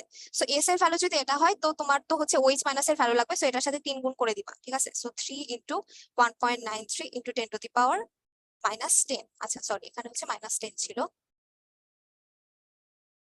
আচ্ছা সো 3 এর সাথে যদি তুমি এটা মাল্টিপ্লাই করে দাও তাহলে দেখবা হচ্ছে এটার অ্যান্সার আসবে 5.79 into 10 two the power minus 10, ঠিক আছে? সো সি নাম্বারটা হবে হচ্ছে কারেক্ট অ্যান্সার। আচ্ছা আমার হচ্ছে কোথায় ভুল হয়েছিল, আমি হচ্ছে এস ক্যালকুলেট করে হচ্ছে 3s এর সাথে মানে 3 দিয়ে গুণ দিতেছিলাম না, এই কারণে হচ্ছে আমার অ্যান্সার মিলতেছিল না, ঠিক আছে? আচ্ছা তোমরা কি হচ্ছে বুঝছো একটু বলো তো? হ্যাঁ 3 দিয়ে মাল্টিপ্লিকেশন করতে হবে। আচ্ছা কঠিন না, এটা হচ্ছে আমার একটু ভুল হয়ে গেছিল। সেটা হচ্ছে প্রথমে হচ্ছে তোমাকে যে লবণটা দেওয়া আছে এটাকে হচ্ছে তুমি ভাঙায় লিখবা, ঠিক আছে? Fe3+ আর হচ্ছে 3OH-, এটা তো তুমি বুঝতেছো, ঠিক আছে? সো FeOH3 হচ্ছে এস, সো Fe3+ ও হচ্ছে ডেফিনেটলি হবে এস, কারণ দেখো রেশিও তো 1:1, তাই না? আর 3OH- এটা হবে হচ্ছে 3s, কারণ এটা 3 গুণ হচ্ছে এটা, ঠিক আছে? সো এখন তুমি কেএসপি যেটা বের করবা সেটা তো এস এভাবে লিখলা, এস ইন্টু 3s লিখলা ওভাবে, আর এটার সহগ যেটা সেটাকে হচ্ছে তুমি পাওয়ার হিসেবে উঠাই দিলা, ঠিক আছে? সো এখান থেকে আসলো তোমার 27s4, ঠিক আছে? আচ্ছা এখন তোমার চাপতা গুণফলের ভ্যালু দেওয়া আছে 3.8 into 10 two the power minus 38, ঠিক আছে? সো 27s4 ইজিক্যাল টু তোমার হচ্ছে এটা, তো এখান থেকে এস এর ভ্যালু আসবে হচ্ছে 1.93 into 10 two the power minus 10, ঠিক আছে? এটা হচ্ছে তোমরা ক্যালকুলেট করবা, 27 দিয়ে ভাগ দিবা এন্ড দেন পাওয়ার করবা 1/4, ঠিক আছে?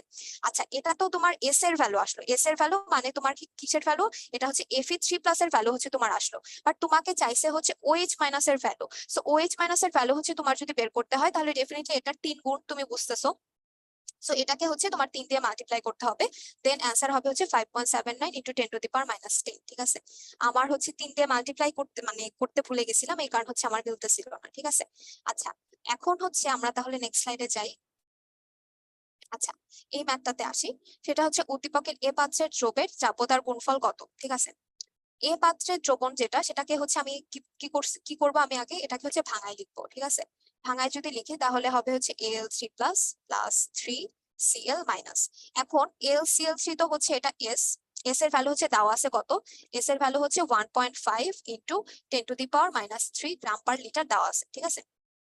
আচ্ছা এটা যদি এস হয় তাহলে Al3+ যেটা সেটাও হবে হচ্ছে এস, আর এটার 3 গুণ হচ্ছে Cl-, তো এটা হবে হচ্ছে 3s, ঠিক আছে? তাহলে চাপতা গুণফল তুমি তো ইজিলি বের করে ফেলতে পারবা, KSP ইজিক্যাল টু হবে এস এভাবে লিখলা, এস ইন্টু 3s এর উপরে পাওয়ার হবে হচ্ছে 3, ঠিক আছে? তো এখান থেকে আসবে হচ্ছে 27s4। তো এস এর ভ্যালু তো তোমার দেওয়াই আছে 1.5 into 10 two the power minus 3, so value বসায় দিবা 27 into 1.5 into 10 two the power minus 3, এটার উপরে পাওয়ার হবে হচ্ছে 4। এখান থেকে তাহলে কত আসবে, এটার ভ্যালু আসবে probably 4.3, 4.3 into 10 two the power minus 19, ঠিক আছে? আর এটার একক কি হবে বলতো? S4, ঠিক আছে? এটা হচ্ছে তুমি এসটা ক্যালকুলেট করছো গ্রাম পার লিটারে, সো S4 যদি তুমি করো তাহলে এটা হবে হচ্ছে গ্রাম 4 লিটার-4, ঠিক আছে? আচ্ছা এই ম্যাথটা কি বুঝছো একটু বলো তো?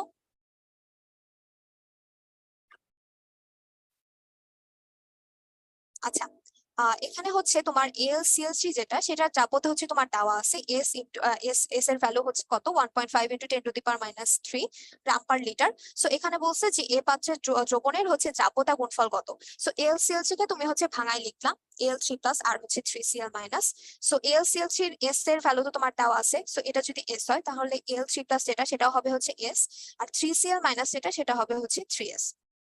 So by definition, KSP is equal to হবে S into 3s to the power cube, 3s to the power 3. So এখান থেকে আসবে হচ্ছে 27s4। So 27s4 যদি হয় তো S এর ভ্যালু হচ্ছে তোমার জানা এটা, সো এস এর জায়গায় এই ভ্যালুটা ইনপুট করে দিবা, দেন আসবে হচ্ছে 4.3 into 10 two the power minus 19, ঠিক আছে? একদম ইজি বিষয়, না বোঝার কিছুই নাই। আচ্ছা আচ্ছা, এখানে একজন বলছো যে Al3+ কিভাবে হয়েছে? এই অ্যালুমিনিয়ামের চার্জ যে +3 হয় এটা জানো না?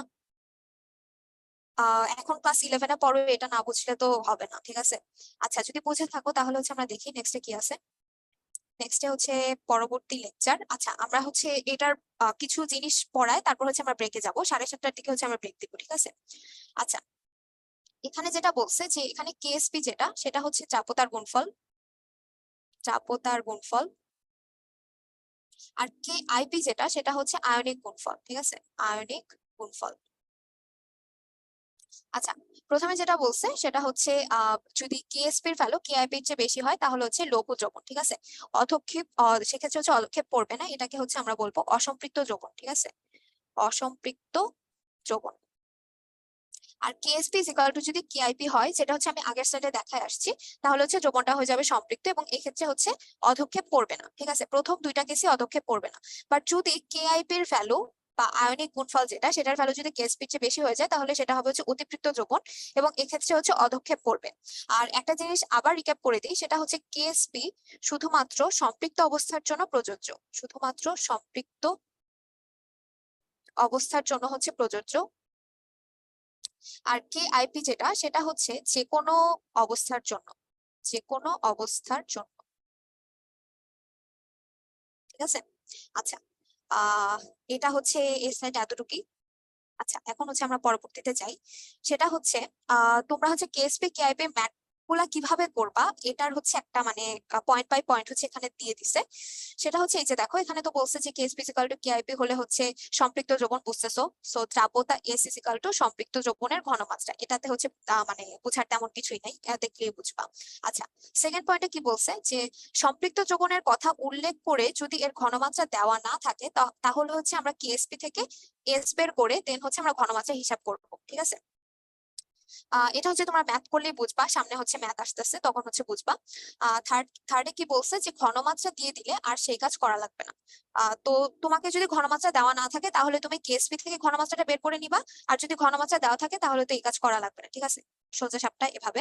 আর ফোর্থ পয়েন্টে কি বলছে যে যার অধক্ষেপ বের করতে বলবে সে অবশ্যই মিশ্রণ উৎপন্ন যৌগ, তার কেএসপি সবসময় দেওয়া থাকবে, ঠিক আছে? তার কেএসপি সবসময় দেওয়া থাকবে এবং কেআইপি হচ্ছে আমাদের বের করতে হবে। দেন হচ্ছে আমরা ওই কেএসপির সাথে তুলনা করে বলবো যে হচ্ছে যৌগনটা কি সম্পৃক্ত হচ্ছে, অসম্পৃক্ত হচ্ছে নাকি অধক্ষিপ্ত হবে, ঠিক আছে? এক্ষেত্রে হচ্ছে কম্পারিজনটা কি, কম্পারিজনটা হচ্ছে দেখো এই যে আগের স্লাইডে তোমাকে হচ্ছে ম্যাথ দেওয়া থাকবে, তুমি সেখান থেকে কেআইপি বের করবা, আর কেএসপির ভ্যালুটা হচ্ছে তোমাকে ওখানেই দেওয়া থাকবে, ঠিক আছে? সো কেএসপির সাথে তুমি যে ভ্যালুটা বের করলা ম্যাথ করে সেটা কম্পেয়ার করবা। যদি কেএসপির ভ্যালু দেখতেছো তুমি হচ্ছে কেআইপির চেয়ে বেশি হচ্ছে, তাহলে যৌগনে হচ্ছে কোনো অধক্ষেপ পড়বে না এবং সেটা হচ্ছে অসম্পৃক্ত হবে। যদি ভ্যালু দুটো ইকুয়াল হয়ে যায় তাহলে যৌগনটা সম্পৃক্ত হবে।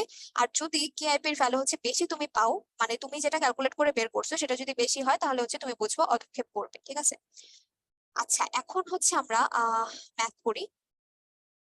সেটা হচ্ছে পাত্র 1-এর যৌগনটি সম্পৃক্ত হলে M2N3 এর চাপতা গুণফল হিসাব করো।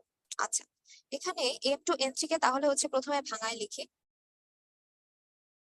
M2N3 এটাকে যদি আমি ভাঙাই তাহলে হচ্ছে 2M প্লাস 3n মাইনাস এরকম মনে করো হয়, ঠিক আছে? আচ্ছা, এখন যদি তুমি আয়নের ক্যালকুলেশনটা ঠিক মতো করতে চাও তাহলে 2m3 প্লাস লিখবা আর 3n 2 মাইনাস লিখবা, ঠিক আছে? এই আয়নের এটা করা নেসেসারি না, জাস্ট তুমি হচ্ছে এই সহগুলা ঠিক মতো দিতে পারতেছো কিনা এটা হচ্ছে জরুরি, ঠিক আছে? আচ্ছা, এটা হচ্ছে যদি s হয় তাহলে এটা হবে হচ্ছে 2s আর এটা হবে হচ্ছে 3s, ঠিক আছে? আচ্ছা, এখন KSP ইজ ইকুয়াল টু হবে M3 প্লাস এটার ঘনমাত্রা, আর এটার হচ্ছে এই যে সহগটা যেটা সেটা হচ্ছে পাওয়ার হিসেবে চলে যাবে, এটার স্কয়ার ইনটু n2 মাইনাস যেটা সেটা n2 মাইনাস এটার ঘনমাত্রা ইনটু হচ্ছে তার কিউব হবে, ঠিক আছে? আচ্ছা, এটাকে হচ্ছে যদি আমি s এর রেসপেক্টে লিখি যে 2s আর 3s দিয়ে যদি লিখি তাহলে লিখতে পারবো 2s square into 3s cube, ঠিক আছে? আচ্ছা, এটা যদি লিখি তাহলে এখান থেকে আসবে হচ্ছে আমার 4 × 27 s5, এখান থেকে আসবে হচ্ছে 108 S5, ঠিক আছে। আর এখানে এই যে এই ভ্যালুটা যেটা 3 into 10 to the power minus 3, এটা কিন্তু S এর ভ্যালু, ঠিক আছে। 3 into 10 to the power minus 3। এখন এই ভ্যালুটা তুমি হচ্ছে S এর জায়গায় বসাই দিবা, 108 into 3 into 10 to the power minus 3 to the power 5। তাহলে এটার ভ্যালু আসবে হচ্ছে কত, 2.62 into 10 to the power minus 11, ঠিক আছে। আর এটা যদি হয় তো S5 এখানে হচ্ছে মোলার, মোল মানে কি হচ্ছে মোল পার লিটার, ঠিক আছে। সো এটার একক হবে হচ্ছে mole to the power 5 litre minus 5, ঠিক আছে। আচ্ছা, এখানে হচ্ছে তোমাদের অনেকের প্রবাবলি এই লাইনটাতে সমস্যা, এই যে 2s স্কয়ার ইন্টু 3s কিউবের আগের লাইনটা যেটা লিখছি সেটা হচ্ছে আমি এটাকে ঘনমাত্রার হিসেবে লিখছি, ঠিক আছে। যে চাপতার গুণফল যেটা সেটাকে ঘনমাত্রা দিয়ে যদি আমি প্রকাশ করি তাহলে হচ্ছে এভাবে লিখতে পারি, থার্ড ব্র্যাকেট দিবা, থার্ড ব্র্যাকেট দিলে তখন আর হচ্ছে তোমার এই থার্ড ব্র্যাকেটের ভিতরে সহগ টহগ আনা লাগবে না, ঠিক আছে। জাস্ট এই সহগটাকে পাওয়ার হিসেবে লিখে দিলেই হবে। বাট যদি তুমি 2s আর 3s দিয়ে লেখো তখন হচ্ছে তোমাকে এভাবে লিখতে হবে আর কি, ঠিক আছে। 2s square into 3s cube, সেখান থেকে হচ্ছে তোমার 128 S5, দেন s এর ভ্যালুটা বসাই দিবা, সেখান থেকে হচ্ছে তুমি চাপতার গুণফল পাই যাবা, ঠিক আছে। আচ্ছা, এখন হচ্ছে আমরা পরবর্তীতে দেখি কি চাইছে। আচ্ছা, পরবর্তীতে বলছে যে হচ্ছে 2 নং পাত্রে বিদ্যমান দ্রবণের ঘনমাত্রা কমপক্ষে কত হলে 1 ও 2 নং পাত্রের দ্রবণদ্বয়কে একসাথে মিশ্রিত করলে MQ3 এর অধক্ষেপ পড়বে, ঠিক আছে। আচ্ছা, এখন তোমাকে হচ্ছে KSP of MQ3 সেটা হচ্ছে দেওয়া আছে, সেটা হচ্ছে কত 4.5 into 10 to the power minus 8, ঠিক আছে। আচ্ছা, তোমাকে হচ্ছে যখন আগের স্লাইডে দেখানো হয়েছিল ওখানে কি বলা হয়েছিল যে তোমাকে হচ্ছে কেএসপি এর ভ্যালু দেওয়া থাকবে, তুমি হচ্ছে কেআইপি টা ক্যালকুলেট করবা, কেআইপি টা ক্যালকুলেট করে দেন হচ্ছে তুমি এই কেএসপি টার সাথে তুলনা করবা যে হচ্ছে এই তুমি যে কেআইপি টা পাইছো সেটার ভ্যালু কি কেএসপি চেয়ে বড় হচ্ছে, সমান হচ্ছে না বেশি, মানে কম হচ্ছে, ঠিক আছে। তো ওখান থেকে তুমি হচ্ছে বুঝবা যে অধক্ষিপ্ত হচ্ছে নাকি হচ্ছে না। তো এক্ষেত্রে তোমার কাজ হবে হচ্ছে কেআইপি কত সেটা হচ্ছে বের করা, ঠিক আছে। এখন এটা বের করার প্রসেস কি, বের করার প্রসেস একদম হচ্ছে কেএসপি বের করার প্রসেসের মতনই, ঠিক আছে। তো হচ্ছে আসো আমরা করি। MQ3 যেটা সেটাকে হচ্ছে আমি আগে ভাঙাই, MQ3 কে ভাঙালে হচ্ছে আমি পাবো M প্লাস, আচ্ছা M+3Q মাইনাস লিখি। যদি আমি হচ্ছে আয়নের সাম্যতা করতে চাই তাহলে এখানে হবে যে M3+, ঠিক আছে। M3+ আর হচ্ছে 3Q মাইনাস। এখন এটার কেআইপি সমান হবে হচ্ছে এই দুইটার ঘনমাত্রার গুণফল, তাই না। M3+ ইন্টু কিউ মাইনাস, যেটা আমি বলছি যে ঘনমাত্রা দিয়ে যদি তুমি লেখো তাহলে থার্ড ব্র্যাকেটের ভিতরে কোনো সহগ দেওয়া লাগবে না, কিউ মাইনাস জাস্ট এই সহগটাকে পাওয়ার হিসেবে লিখে দিবা, ঠিক আছে। Q। আচ্ছা, এখন হচ্ছে আমি একটা পেজ অ্যাড করি। আচ্ছা, এতটুকু পর্যন্ত তো হচ্ছে কেআইপির মাত্রা গেল, ঠিক আছে। আচ্ছা, এখন হচ্ছে আমি নেক্সটে যাই, পাত্র 1। আচ্ছা, এটার কালিটা হালকা হয়ে গেছে। আচ্ছা, পাত্র 1, ঠিক আছে। পাত্র 1-এ যদি আসি, পাত্র 1-এ ছিল হচ্ছে কি বলতো এই যে M2N3, ঠিক আছে। M2N3 সেটা ছিল 50 ml, 3 into 10 to the power minus 3 molar, ঠিক আছে। M2N3 সেটা ছিল হচ্ছে 50 ml আর 3 into 10 to the power minus 3 molar. আচ্ছা, এটা যদি হয় তাহলে আমাকে কি বলছে বলতো যে 1 আর 2 নাম্বার পাত্র হচ্ছে আমি মিশাই ফেলছি। যদি মিশাই ফেলি তাহলে তোমরা হচ্ছে দেখো তো এই সূত্রটা তোমরা জানো কিনা, V1S1 is equal to V2S2। এই সূত্রটা কি আগে কখনো দেখে আসছিলে, একটু চ্যাট বক্সে বলো তো। V1S1 is equal to V2S2। আচ্ছা, যদি দেখে আসো তাহলে এখানে V1টা কি ছিল বলতো, আদি দ্রবণের আয়তন, S1টা ছিল হচ্ছে আদি দ্রবণের ঘনমাত্রা, আর V2টা ছিল কি বলতো ফাইনাল যে দ্রবণটা সেটার আয়তন, আর S2টা ছিল হচ্ছে ফাইনাল যে দ্রবণটা সেটার ঘনমাত্রা, ঠিক আছে। এখন আমাকে বলো এই যে এই স্লাইডটা থেকে আমাকে বলো যে ফাইনাল যে দ্রবণটা হবে সেটার আয়তন কত হবে, দেখি চ্যাট বক্সে কয়জন পারো। পাত্র 1 আর পাত্র 2 যদি একসাথে মিশাই ফেলি, মানে দুইটা দ্রবণ যদি একসাথে মিশাই ফেলি তাহলে বলতো যে ফাইনাল যে দ্রবণটা সেটার আয়তন হচ্ছে 110 ml এক্স্যাক্টলি। তো হচ্ছে আমরা নেক্সটে যাই, এখান থেকে আসি, সেটা হচ্ছে 3 into 10 to the power minus 3, এটা ছিল ওর ঘনমাত্রা, একটু আয়তন হচ্ছে 50 ml is equal to V2 এর ভ্যালু হচ্ছে কত তোমরা বলছো 110 into S2। আচ্ছা, এখান থেকে তোমার S2 এর ভ্যালু যেটা সেটা হচ্ছে কত আসতেছে, S2 এর ভ্যালু আসবে হচ্ছে তোমরা ক্যালকুলেট করে দেখবা 1.36 ইন্টু 10⁻³ মোলার, ঠিক আছে। আচ্ছা, এটা কার ঘনমাত্রা আসছে? এটা কিন্তু M2N3 যেটা, এই যে এটা যেটা ছিল এটার সেকেন্ড ঘনমাত্রা আসছে, মানে সেকেন্ড পাত্রের দ্রবণটা মিশায় ফেলার পর আমার হচ্ছে M2N3 এর ঘনমাত্রা কিছুটা হ্রাস পাইছে, সেটা হয়েছে হচ্ছে 1.36 ইন্টু 10⁻³ ঠিক আছে। আচ্ছা, এখন এখান থেকে আসি যে M2N3 কে হচ্ছে আমরা ভাঙায় তো হচ্ছে আমি আগে লিখছিলাম, সেটা হচ্ছে 2M3 প্লাস আর হচ্ছে 3N2 মাইনাস, ঠিক আছে। এখন আহ এই যে এটা যেটা, সেটা তো হচ্ছে এই এস এর ভ্যালুটা, তাই না? 1.36 ইন্টু 10⁻³ সো আমার তো হচ্ছে, তোমাকে দেখো এই যে প্রিভিয়াস স্লাইডে যেটা বলছে MQ3, তাই না? MQ3 বলছে। সো তোমাকে এই এই এমটা যেটা, এটার ঘনমাত্রা হচ্ছে তোমার বের করতে হবে। তুমি বের করছো হচ্ছে এস, ঠিক আছে। সো এটার ঘনমাত্রা তুমি কিভাবে বের করবা? এই যে 1.36 ইন্টু 10⁻³ পাইছো, এটার সাথে তুমি 2 গুণ করে দিবা, ঠিক আছে। সো এখান থেকে তুমি M3 প্লাস, আমি কি বলছি থার্ড ব্র্যাকেটে লিখলে তোমার হচ্ছে এই সহগ দেওয়া লাগবে না। সো M3 প্লাস এর ঘনমাত্রা তোমার হবে হচ্ছে, এটা যদি S হয় এটা হবে হচ্ছে 2S, এটা হবে হচ্ছে 3S। সো 2 ইন্টু 1.36 ইন্টু 10⁻³ ঠিক আছে। সো এই ভ্যালুটা আসবে হচ্ছে তোমার 2.73 ইন্টু 10⁻³ মোলার, ঠিক আছে। এটা গেল। আচ্ছা, এখন হচ্ছে আমি পাত্র 2 তে আসি, ঠিক আছে। আরেকটা স্লাইড অ্যাড করি, সেটা হচ্ছে পাত্র 2। পাত্র 2 তে কি ছিল? পাত্র 2 তে ছিল হচ্ছে PQ2, পাত্র 2 তে ছিল হচ্ছে PQ2, আর এটার ভলিউম দেওয়া ছিল 60 ml। আচ্ছা, যদি এটা থাকে তাহলে এক্ষেত্রে আসি S3V3 is equal to S4V4। এখান থেকে তোমার যে ফাইনাল S4, এটার ভ্যালু হচ্ছে তোমার বের করা লাগবে। S4 is equal to আচ্ছা সুন্দর করে লিখি, 60 into S3 is equal to S4 into 110, ঠিক আছে। এখান থেকে তুমি দেখবা S4 এর ভ্যালু আসবে হচ্ছে 0.55 S3, ঠিক আছে। এই যে ঘনমাত্রাটা আসলো, এটা কিন্তু তোমার PQ2 এরটা আসলো, ঠিক আছে। PQ2 এরটা যদি আসে, তোমার এক্ষেত্রে লাগবে হচ্ছে কারটা, দেখো আগের স্লাইডে একটু যাই, MQ3, ঠিক আছে। MQ3 যেহেতু বলা আছে, তাহলে এক্ষেত্রে তোমার হচ্ছে Q এর যে ঘনমাত্রা সেটা হচ্ছে তোমার লাগবে। সো PQ2 কে হচ্ছে তুমি যদি ভাঙাও, P প্লাস 2Q মাইনাস এরকম আসবে।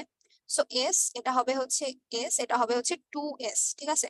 2S যদি হয় তাহলে এক্ষেত্রে কি হবে বলতো? এক্ষেত্রে হচ্ছে তোমার Q2 মাইনাস যেটা, এটার ভ্যালু কত আসবে? এটাকে হচ্ছে কি লেখা যায়, Q মাইনাস যেটা, এটাকে হচ্ছে তুমি লিখবা 2 ইন্টু 0.55 ইন্টু S3। সো এখান থেকে আসবে, দেখবা ভ্যালু হচ্ছে 1.1 S3, ঠিক আছে। আচ্ছা, এখন হচ্ছে তোমাকে কার ভ্যালু বের করতে হবে বলো তো? এই S3 এর ভ্যালুটা হচ্ছে তোমাকে বের করতে বলছে। এই যে দেখো, যে হচ্ছে দ্বিতীয় পাত্রে দ্রবণের ঘনমাত্রা কমপক্ষে কত হলে হচ্ছে একত্রে মিশ্রিত করলে অধক্ষেপ পড়বে, তোমাকে হচ্ছে এক্ষেত্রে S3 এর ভ্যালুটা হচ্ছে বের করতে হবে। আচ্ছা, এখন হচ্ছে আসি, তুমি দুইটারই হচ্ছে ঘনমাত্রা বের করে ফেলছো, তো এখন হচ্ছে KIP বের করা শুধু বাকি। আরেকটা স্লাইড অ্যাড করি। আচ্ছা, এখন KIP সমান হচ্ছে কি হবে বলতো? M3 plus into Q minus, ঠিক আছে। আর এটার উপরে পাওয়ার হবে 3, কারণ কি ছিল বলতো? MQ3 এটা ছিল। সো এটাকে যদি তুমি ভাঙাও তাহলে হবে হচ্ছে M প্লাস আর 3Q মাইনাস, ঠিক আছে। আচ্ছা, এটা যদি S হয় তাহলে এটাও হবে S, এটা হবে হচ্ছে 3S, ঠিক আছে। সো S লিখলাম ইন্টু 3S, এটার উপরে Q। আচ্ছা, এখন হচ্ছে তুমি তো, আচ্ছা এটাকে তুমি এভাবে লিখতে পারবে না, কারণ হচ্ছে তুমি তো আগে আলাদা আলাদা ভাবে বের করে আনছো, ঠিক আছে। সো এভাবে না লিখি। আচ্ছা আচ্ছা, কেন লিখতে পারলাম না? কারণ হচ্ছে এই যে দেখো, এখানে তো আমি M3 প্লাস আর হচ্ছে Q মাইনাস যেটা, এটার আলাদা আলাদা ঘনমাত্রা আমি বের করে আনছি, ঠিক আছে। সো ওকে হচ্ছে আমি S এর রেসপেক্টে একদম জেনারেলাইজ ফর্মুলা দিয়ে লিখতে পারবো না, ঠিক আছে। সো এখানে লিখি M3 প্লাস এর ভ্যালু কত ছিল? 2.73 ইন্টু 10⁻³ ঠিক আছে। 2.73 ইন্টু 10⁻³ আর Q মাইনাস যেটা, এটার ভ্যালু কত? সেটা হচ্ছে 1.1 ইন্টু S3, ঠিক আছে। 1.1 ইন্টু S3, এটার উপরে হচ্ছে কিউ, ঠিক আছে। এখন হচ্ছে এটা ক্যালকুলেট করে যে ভ্যালুটা আসবে, সেই ভ্যালুটা তোমার হচ্ছে KSP-র চেয়ে যদি বেশি হয়, তাহলে কিন্তু তোমার কি হবে বলতো? অধক্ষিপ্ত হবে। অধক্ষিপ্ত হবে, ঠিক আছে। এখন হচ্ছে তুমি ক্যালকুলেট করো 2.73 into 10 to the power minus 3 into 1.1 cube into S3 cube greater than or KSP এর ভ্যালু কত দেওয়া ছিল? ওর KSP এর ভ্যালু দেওয়া ছিল হচ্ছে 4.5 into 10 to the power minus 8, ঠিক আছে। So greater than 4.5 into 10 to the power minus 8। আচ্ছা, এখন এখান থেকে কি হবে বলতো? S3 এটার ভ্যালু বের করবা 4.5 into 10 to the power minus 8 divided by এই ভ্যালুটা নিচে চলে আসবে। এই ম্যাথটা একটু টাফ আছে, সো এটা আরেকবার রিক্যাপ করে দিব, সমস্যা নাই। 1.1 কিউব এখান থেকে দেখবা হচ্ছে তোমার S3 যেটা, S3 এর ভ্যালু গ্রেটার দেন হবে হচ্ছে একদম পুরো পাওয়ার টাওয়ার হচ্ছে, যদি তুমি 1/√3 মানে এই যে এরকম এটার পাওয়ার কিউব আছে না, যদি এটার পাওয়ার হচ্ছে পরে তুমি 1/3 করে দাও, তাহলে দেখবা ফাইনাল ভ্যালু আসবে হচ্ছে 0.023 মোল পার লিটার, ঠিক আছে, মোল পার লিটার। যদি এটা আসে তাহলে এটাই হবে হচ্ছে এটার অ্যান্সার, ঠিক আছে। যে এটার মানে চাপতা যেটা, সেটা হচ্ছে, আচ্ছা এখানে কি বলছে যে দ্রবণের ঘনমাত্রা কত হলে, কমপক্ষে কত হলে যে হচ্ছে এটার মিশ্রিত করলে MQ3 এর অধক্ষেপ করবে। সো এটার অ্যান্সার হবে হচ্ছে এই যে এটা। যদি তুমি ফাইনালি ক্যালকুলেট করো তো দেখবা S3 এর ভ্যালু আসবে হচ্ছে এটা, ঠিক আছে। আচ্ছা, এটা হচ্ছে আমি আরেকবার রিক্যাপ করে দিই, সেটা হচ্ছে প্রথমে প্রথমে আসি। প্রথমে হচ্ছে আমার MQ3 এর KSP এর ভ্যালু যেটা, সেটা হচ্ছে দেওয়া আছে। আমাদের কাজ করতে হবে হচ্ছে KIP বের করার মাধ্যমে, যে KIP টা আমি বের করবো, দেন হচ্ছে আগের KSP এর সাথে তুলনা করব, ঠিক আছে। আচ্ছা, এখন আসি MQ3 বলছে লবণটা, সো MQ3 কে আমি ভাঙাবো Mg প্লাস 3Q মাইনাস এরকম লিখলাম, ঠিক আছে। আচ্ছা, এখন হচ্ছে আমি দুইটা পাত্র যেহেতু মিশাইছি, সো দুইটা পাত্র মেশানোর কারণে M2N3 এর ঘনমাত্রাটা চেঞ্জ হয়ে যাবে। সো এটা আমি কিভাবে ক্যালকুলেট করছি? V1S1 = V2S2 দিয়ে, ঠিক আছে। সো এখান থেকে আমি যে M2N3 এর ঘনমাত্রা যেটা মিশানোর পর সেটা পাইছি হচ্ছে 1.36 into 10 to the power minus 3 molar, ঠিক আছে। আচ্ছা, আমার তো আর M2N3 এর ঘনমাত্রা লাগবে না, আমার লাগবে হচ্ছে M+ এর ঘনমাত্রা। সো এখান থেকে হচ্ছে আমি S যদি S এই ফর্মে লিখি, সো এটা হবে হচ্ছে S, এটা হবে 2S, এটা হবে হচ্ছে 3S, ঠিক আছে। সো M+ এর ঘনমাত্রা যদি আমি চাই তাহলে এটার সাথে হচ্ছে আমার 2 গুণ করে দিতে হবে। সো এই 2 গুণ করে এটা পাইলাম। আর সেকেন্ড কেস যেটা, পাত্র 2 এর ক্ষেত্রে আমার হচ্ছে শুধুমাত্র আয়তনটা দেওয়া আছে। সো আমার ঘনমাত্রা যেটা, সেটা কত? সেটা হচ্ছে S4, ঠিক আছে। S4 কে আমি হচ্ছে S3 এর রেসপেক্টে বের করলাম। S3 হচ্ছে কি? পাত্র 2 তে PQ2 এর ঘনমাত্রা, PQ2 এর ঘনমাত্রা, ঠিক আছে, এর ঘনমাত্রা।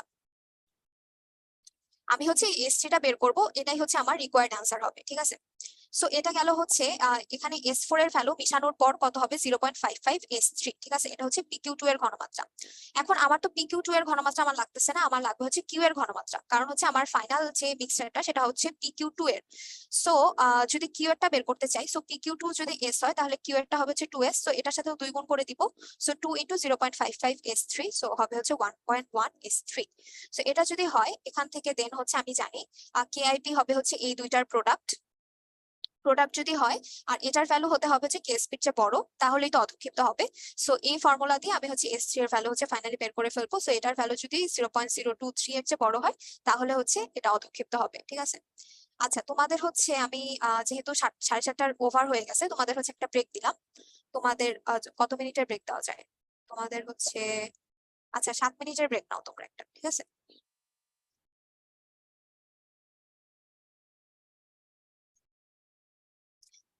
আচ্ছা, আর হচ্ছে 7 মিনিটের পরে হচ্ছে আমরা হচ্ছে ব্যাক করব।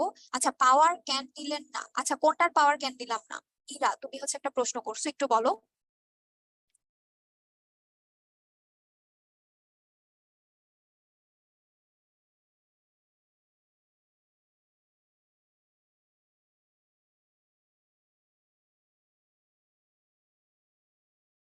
আচ্ছা, LCL3 এর ম্যাথটাতে একটু যাওয়া যাবে? আচ্ছা, LCL3 এর ম্যাথ কোনটা ছিল? চাই,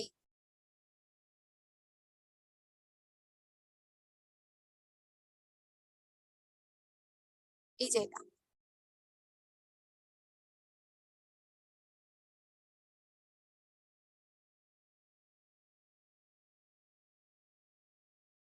আচ্ছা, একজন বলছো যে S1 S4 আর V1 V4 এর আইডেন্টিফিকেশন লিখে দিলে ভালো হতো।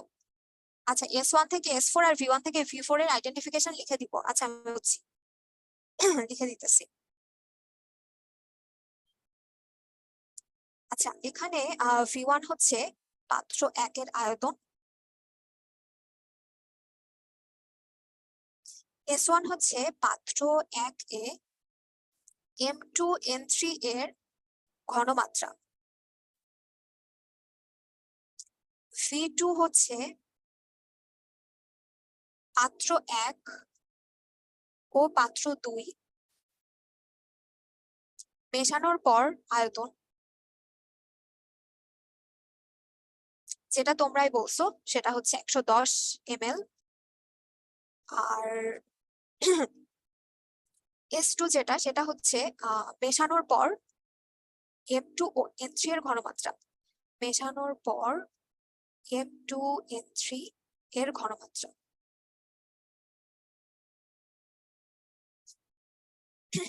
আচ্ছা, আর নেক্সট স্লাইডে V3 হচ্ছে পাত্র 2 এর আয়তন, পাত্র 2 এর আয়তন, S3 হচ্ছে পাত্র 2 এর যে যে যৌগটা আছে তার ঘনমাত্রা,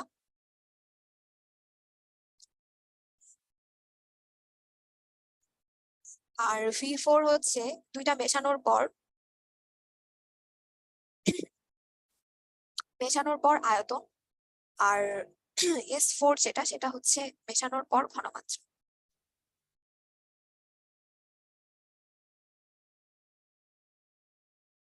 PQ2A।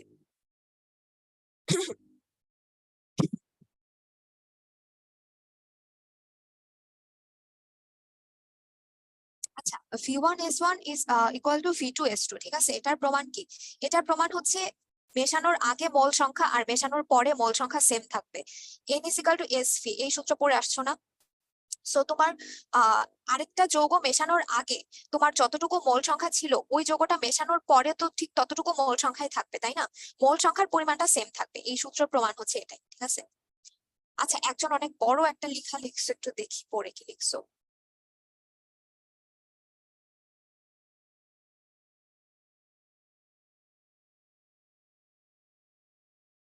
আচ্ছা, তাসফিয়া হচ্ছে বলছো যে হচ্ছে আহ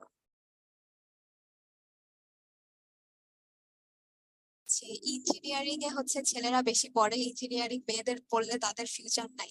আচ্ছা, ইঞ্জিনিয়ারিং এ কিন্তু অনেক ফিমেল আছে, ঠিক আছে, যারা সাকসেসফুল, ঠিক আছে? তুমি যদি বুয়েটে কখনো পড়ার সুযোগ পাও, তাহলে দেখবা যে অনেক ফিমেল টিচার আছে, যাদের দেখে হচ্ছে তুমি নিজে ইন্সপায়ার্ড হবা যে আচ্ছা ওদের মতো হওয়া যায়। আচ্ছা,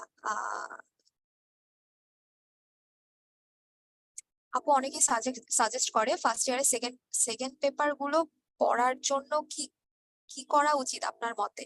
আচ্ছা, অনেক কলেজে হচ্ছে ফার্স্ট পেপার সেকেন্ড পেপার একসাথে শুরু করে ফার্স্ট ইয়ারে, আমাদের কলেজে হচ্ছে আমরা মানে ফার্স্ট ইয়ার থেকে হচ্ছে মানে দুইটা পেপার একসাথেই পড়তাম আর কি, প্যারালাল। এটা হচ্ছে ডিপেন্ড করে, মানে যে একদম প্রথম ইয়ার থেকে শুরু করলেই যে তুমি অনেক ভালো করতে পারবা তা না। এটা হচ্ছে আবার অনেক কলেজে দেখা যায় ফার্স্ট ইয়ারে ফার্স্ট পেপার পড়ায়, সেকেন্ড ইয়ারে সেকেন্ড পেপার পড়ায়। সো দুইটারই সুবিধা অসুবিধা আছে, ঠিক আছে? সো উদ্ভাস হচ্ছে তোমাকে যে মানে যে গতিতে আগাচ্ছে ওই গতিতে যাও, তো দেখো পারবা হয়তো। আচ্ছা, দুইটা পেপার কিভাবে শেষ করব, সামনেই এক্সাম।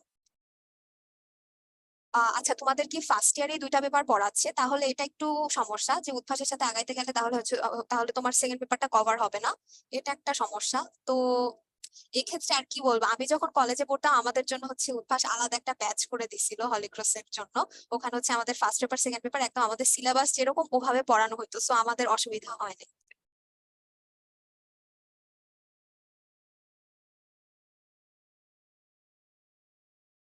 আচ্ছা, রেজাল্ট নিবো হচ্ছে যদি টাইম থাকে তাহলে ক্লাসের শেষে হচ্ছে রেজাল্ট নিবো, ঠিক আছে?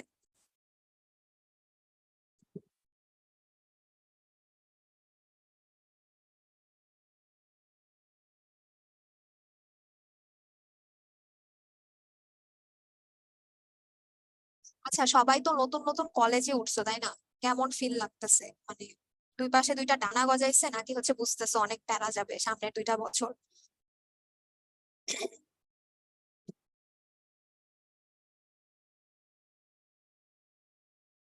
আচ্ছা সামিহা হচ্ছে একটু রেগে গেছো। আচ্ছা ঠিক আছে, এটা হচ্ছে সমস্যা নাই। এখন ম্যাক্সিমাম মানুষের কথা তো ভাবতে হবে, তাই না? ম্যাক্সিমাম মানুষেরই দেখা যায় যে ফার্স্ট ইয়ারে ফার্স্ট পেপার পড়ায়, সেকেন্ড ইয়ারে সেকেন্ড পেপার পড়ায়, এই কারণে হচ্ছে এই কাজটা করছে। আচ্ছা, প্রথমে বুঝতেছো অনেক প্যারা, তাই না? আচ্ছা জাওয়াদ, তোমার ম্যাথস আমি দেখছি স্লো পড়াবো। আছে, ঠিক আছে ঠিক আছে। কলেজ হচ্ছে বোরিং। হ্যাঁ কলেজ বোরিং, ঠিক আছে, অনেকের কাছে বোরিং লাগে। খুব প্যারা, আহারে। আচ্ছা রাতুল বলছে আপু আপনার পাশের কলেজে ঢুকছি, সায়েন্স কলেজ। আচ্ছা নাইস।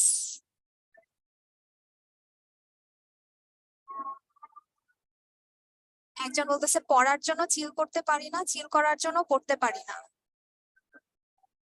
আহা, তোমাদের কষ্ট দেখে মনে হইতেছে আমি অনেক ভালো আছি তোমাদের চেয়ে। আচ্ছা অঙ্কিতা, আমার জুনিয়র পেয়ে গেছি আমি একজন। আচ্ছা প্রতিদিন কলেজে যেতে হয়, হ্যাঁ এটা একটা প্যারা। একদিন না গেলে পরের দিন গার্জিয়ান নিয়ে এসে হাজির হওয়া লাগে।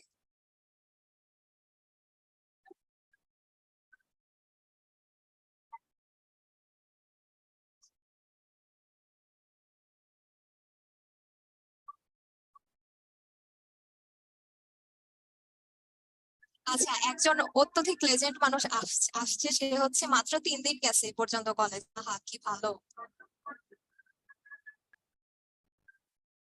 আচ্ছা অঙ্কিতা, প্র্যাকটিক্যাল শেষ হয় 5টায়, হ্যাঁ এটা অনেক প্যারা, বিশেষ করে ফিজিক্স প্র্যাকটিক্যাল যেটা, ওইটা হচ্ছে অনেক বেশি প্যারা দিবে।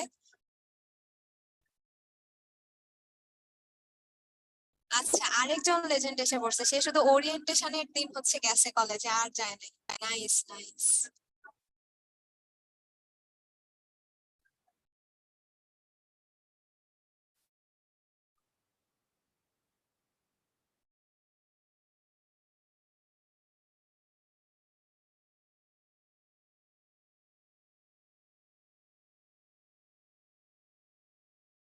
আচ্ছা অনেক কলেজে হচ্ছে এখনো প্র্যাকটিক্যাল শুরুই হয়নি। আচ্ছা অনেক মেসেজ আসতেছে, তো একটু সবার মেসেজ যদি পড়তে নাও পারি কিছু মনে করো না। আপু কেমন আছেন? হ্যাঁ ভালো আছি, চলে।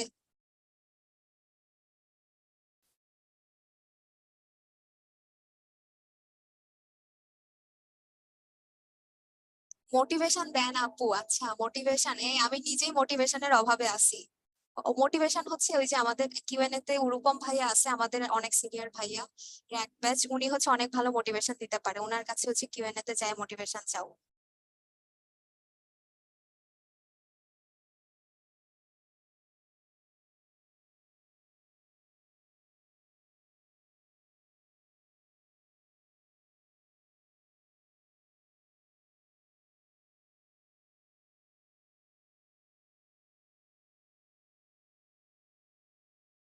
আচ্ছা দেখি আর কি বলতেছো। আপু আপনার কোন সাবজেক্ট বুয়েটে? আমার বুয়েটে হচ্ছে আমি ট্রিপলিতে পড়তেছি। কেমিক্যাল ইঞ্জিনিয়ারিং এর জন্য কতর মধ্যে থাকতে হয় বুয়েটে? 800-900 হইলেই প্রবাবলি কেমিক্যাল পাওয়া যায়। আপু বুয়েটের মেয়েরা কি বেশি ভাব নেয়? আহ এটা হচ্ছে সামনাসামনি দেখলে বুঝবা আর কি, ভাব নেয় কিনা, হয়তো একটু নেয়। একদম উড়াই দিতে পারতেছি না কথাটা। আচ্ছা শোনো, অনেক গল্প হয়েছে, এখন হচ্ছে আমরা পড়াশোনায় ব্যাক করি, ঠিক আছে? এখন পড়াশোনায় ব্যাক করি। এই বিশাল বড় ম্যাথটা তো শেষ।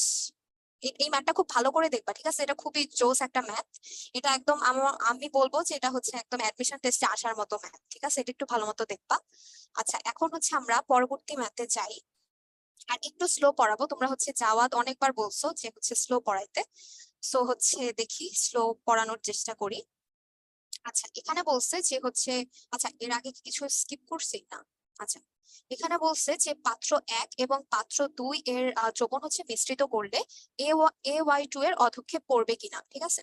আচ্ছা এখন হচ্ছে তাহলে প্রথম স্টেপ কি হবে? প্রথম স্টেপ হবে হচ্ছে আমি এটাকে ভাঙায় লিখবো, ঠিক আছে? AY2 কে যদি হচ্ছে আমি ভাঙায় লিখি তাহলে কি হবে? a2 plus plus 2y minus, ঠিক আছে। আচ্ছা এখন হচ্ছে এখানে তো কেএসপি এর ভ্যালু দেওয়া আছে, সো তোমার কাজ কি হবে বলো তো, কেআইপি এর ভ্যালু হচ্ছে বের করা, ঠিক আছে। সো কেআইপি সমান তুমি যদি ঘনমাত্রা দিয়ে লেখো তাহলে কি লিখবা, a2 প্লাস আর লিখবা হচ্ছে y মাইনাস, ঠিক আছে, y মাইনাস আর এই সহগ যেটা সেটা হচ্ছে স্কোয়ারে চলে যাবে, ঠিক আছে। এটা একটু খেয়াল করো, থার্ড ব্র্যাকেটের ভিতরে সহগ দেওয়ার কোনো দরকার নেই। আচ্ছা এখন হচ্ছে ay2 এর অধক্ষেপ পড়বে কিনা, এটা হচ্ছে সেম প্রসেস, পাত্র 1 আর পাত্র 2 এর জন্য আলাদাভাবে ক্যালকুলেট করব, ঠিক আছে। এখন এইটুক জায়গায় কি হবে কিনা, আচ্ছা দেখি পাত্র 1 এর জন্য দেখি s1 v1 is equal to s2 v2, ঠিক আছে। যে হচ্ছে আগে একবার লিখছি না যে s1 থেকে s4 এর পরিচয় দেওয়ার জন্য, আমি হচ্ছে আগের স্লাইডে দিয়ে আসছি, ওখান থেকে হচ্ছে দেখে নিবা, ঠিক আছে। আচ্ছা পাত্র 1 এ আছে হচ্ছে আমার a3 b2, ঠিক আছে। আচ্ছা এখানে s1 টা হচ্ছে পাত্র 1 এ a3 b2 এর ঘনমাত্রা, v1 হচ্ছে পাত্র 1 এ পাত্র 1 এর আয়তন, ঠিক আছে। s2 হচ্ছে দুইটা মেশানোর পর a3 b2 এর ঘনমাত্রা কত, আর v2 হচ্ছে মেশানোর পর আয়তন, ঠিক আছে। যদি এটা হয় তাহলে হচ্ছে s1 এর ভ্যালু আগে লিখি 6 × 10⁻²² into 40 is equal to s2 into 40 plus 80 হচ্ছে, আচ্ছা 40 প্লাস 80 এভাবে লিখি, ঠিক আছে। এখান থেকে দেখবা তোমার s2 এর ভ্যালু যদি তুমি ক্যালকুলেট করো তাহলে আসবে হচ্ছে 0.02, ঠিক আছে। আচ্ছা 0.02 যদি আসে, এটা কিন্তু তোমার a3 b2 এর ঘনমাত্রা আসছে, ঠিক আছে। তোমার কিন্তু এটার ঘনমাত্রা দরকার না, তোমার লাগবে হচ্ছে a এর ঘনমাত্রা। সো এটা তুমি কিভাবে পাবা, a3 b2 এটাকে হচ্ছে তুমি ভাঙাবা, ঠিক আছে। a3 b2 কে যদি তুমি ভাঙাও তাহলে পাবা হচ্ছে 3a2 plus plus 2b3 minus, ঠিক আছে, 2b3 মাইনাস। এখন তুমি 0.02 যেটা পাইছো এটা কিন্তু এই যে এটা s, ঠিক আছে, s। সো তোমার লাগবে হচ্ছে 3s, ঠিক আছে, লাগবে হচ্ছে 3s। সো যদি তোমার 3s লাগে, সো এখান থেকে তুমি এখান থেকে, আচ্ছা এখান থেকে এখানে যাবা, দেন এখান থেকে আবার এখানে, ঠিক আছে। জায়গা নাই তো এই কারণে হচ্ছে একটু অ্যারো দিয়ে লিখতেছি। সো তোমার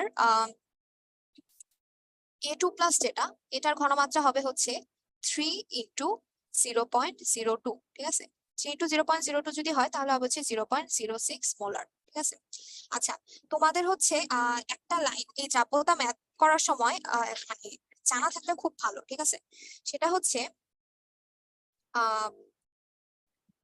পাওয়ার যেটা হবে সেটা হবে হচ্ছে ফাইনাল যে লবণটা সেটা, ফাইনাল লবণ যেটা সেটা, যেমন এখানে ফাইনাল লবণ হচ্ছে ay2, ঠিক আছে। সো কেআইপি বের করার সময় পাওয়ার তুমি যেটা নিবা সেটা হচ্ছে ফাইনাল লবণের যে মানে সহগের যে পরিমাণটা আছে ওই রেশিও অনুযায়ী তুমি হচ্ছে পাওয়ার নিবা, ঠিক আছে। আর ঘনমাত্রা যেটা তুমি ক্যালকুলেট করবা সেটা হচ্ছে আসবে কোন লবণ থেকে, ঠিক আছে, কোন লবণ থেকে আসতেছে সেটা, কোন লবণ থেকে আসতেছে। যেমন দেখো তোমার এক্ষেত্রে ফাইনাল লবণ হচ্ছে ay2, বাট এখানে a এর ঘনমাত্রা তুমি কোত্থেকে নিতেছো, a এর ঘনমাত্রা তুমি কিন্তু নিতেছো পাত্র 1 থেকে, ঠিক আছে।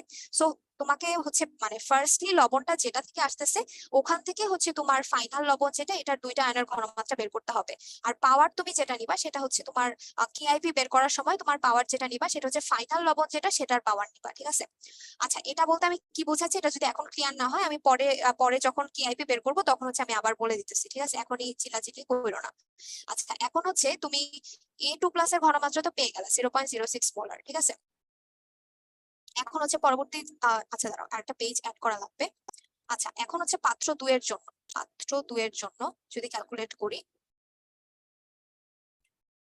পাত্র 2 এর জন্য যদি ক্যালকুলেট করি তাহলে দেখো পাত্র 2 তে আছে হচ্ছে xy, ঠিক আছে। xy যদি থাকে, এই যে দেখো xy আছে, xy যদি থাকে তাহলে s3v3 is equal to s4v4, ঠিক আছে। এখানে দেখো তোমার s3 এর ভ্যালু হচ্ছে দেওয়া আছে 6 × 10⁻³ into 80, ঠিক আছে। 6 × 10⁻³ into 80 is equal to s4 into 40 plus 80, ঠিক আছে। যদি এটা আসে এখান থেকে হচ্ছে s4 এর ভ্যালু কত আসে, s4 এর ভ্যালু দেখবে আসবে হচ্ছে 0.004 মোলার, ঠিক আছে।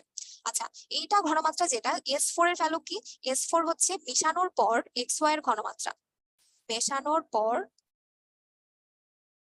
xy এর ঘনমাত্রা, ঠিক আছে। এখন তোমার তো xy এর ঘনমাত্রা লাগবে না, তোমার লাগবে হচ্ছে y এর ঘনমাত্রা, ঠিক আছে। xy কে যদি তুমি ভাঙো তাহলে এক্স প্লাস আর ওয়াই মাইনাস পাবা। এটা এস এস এস 1:1 রেশিওতেই আছে।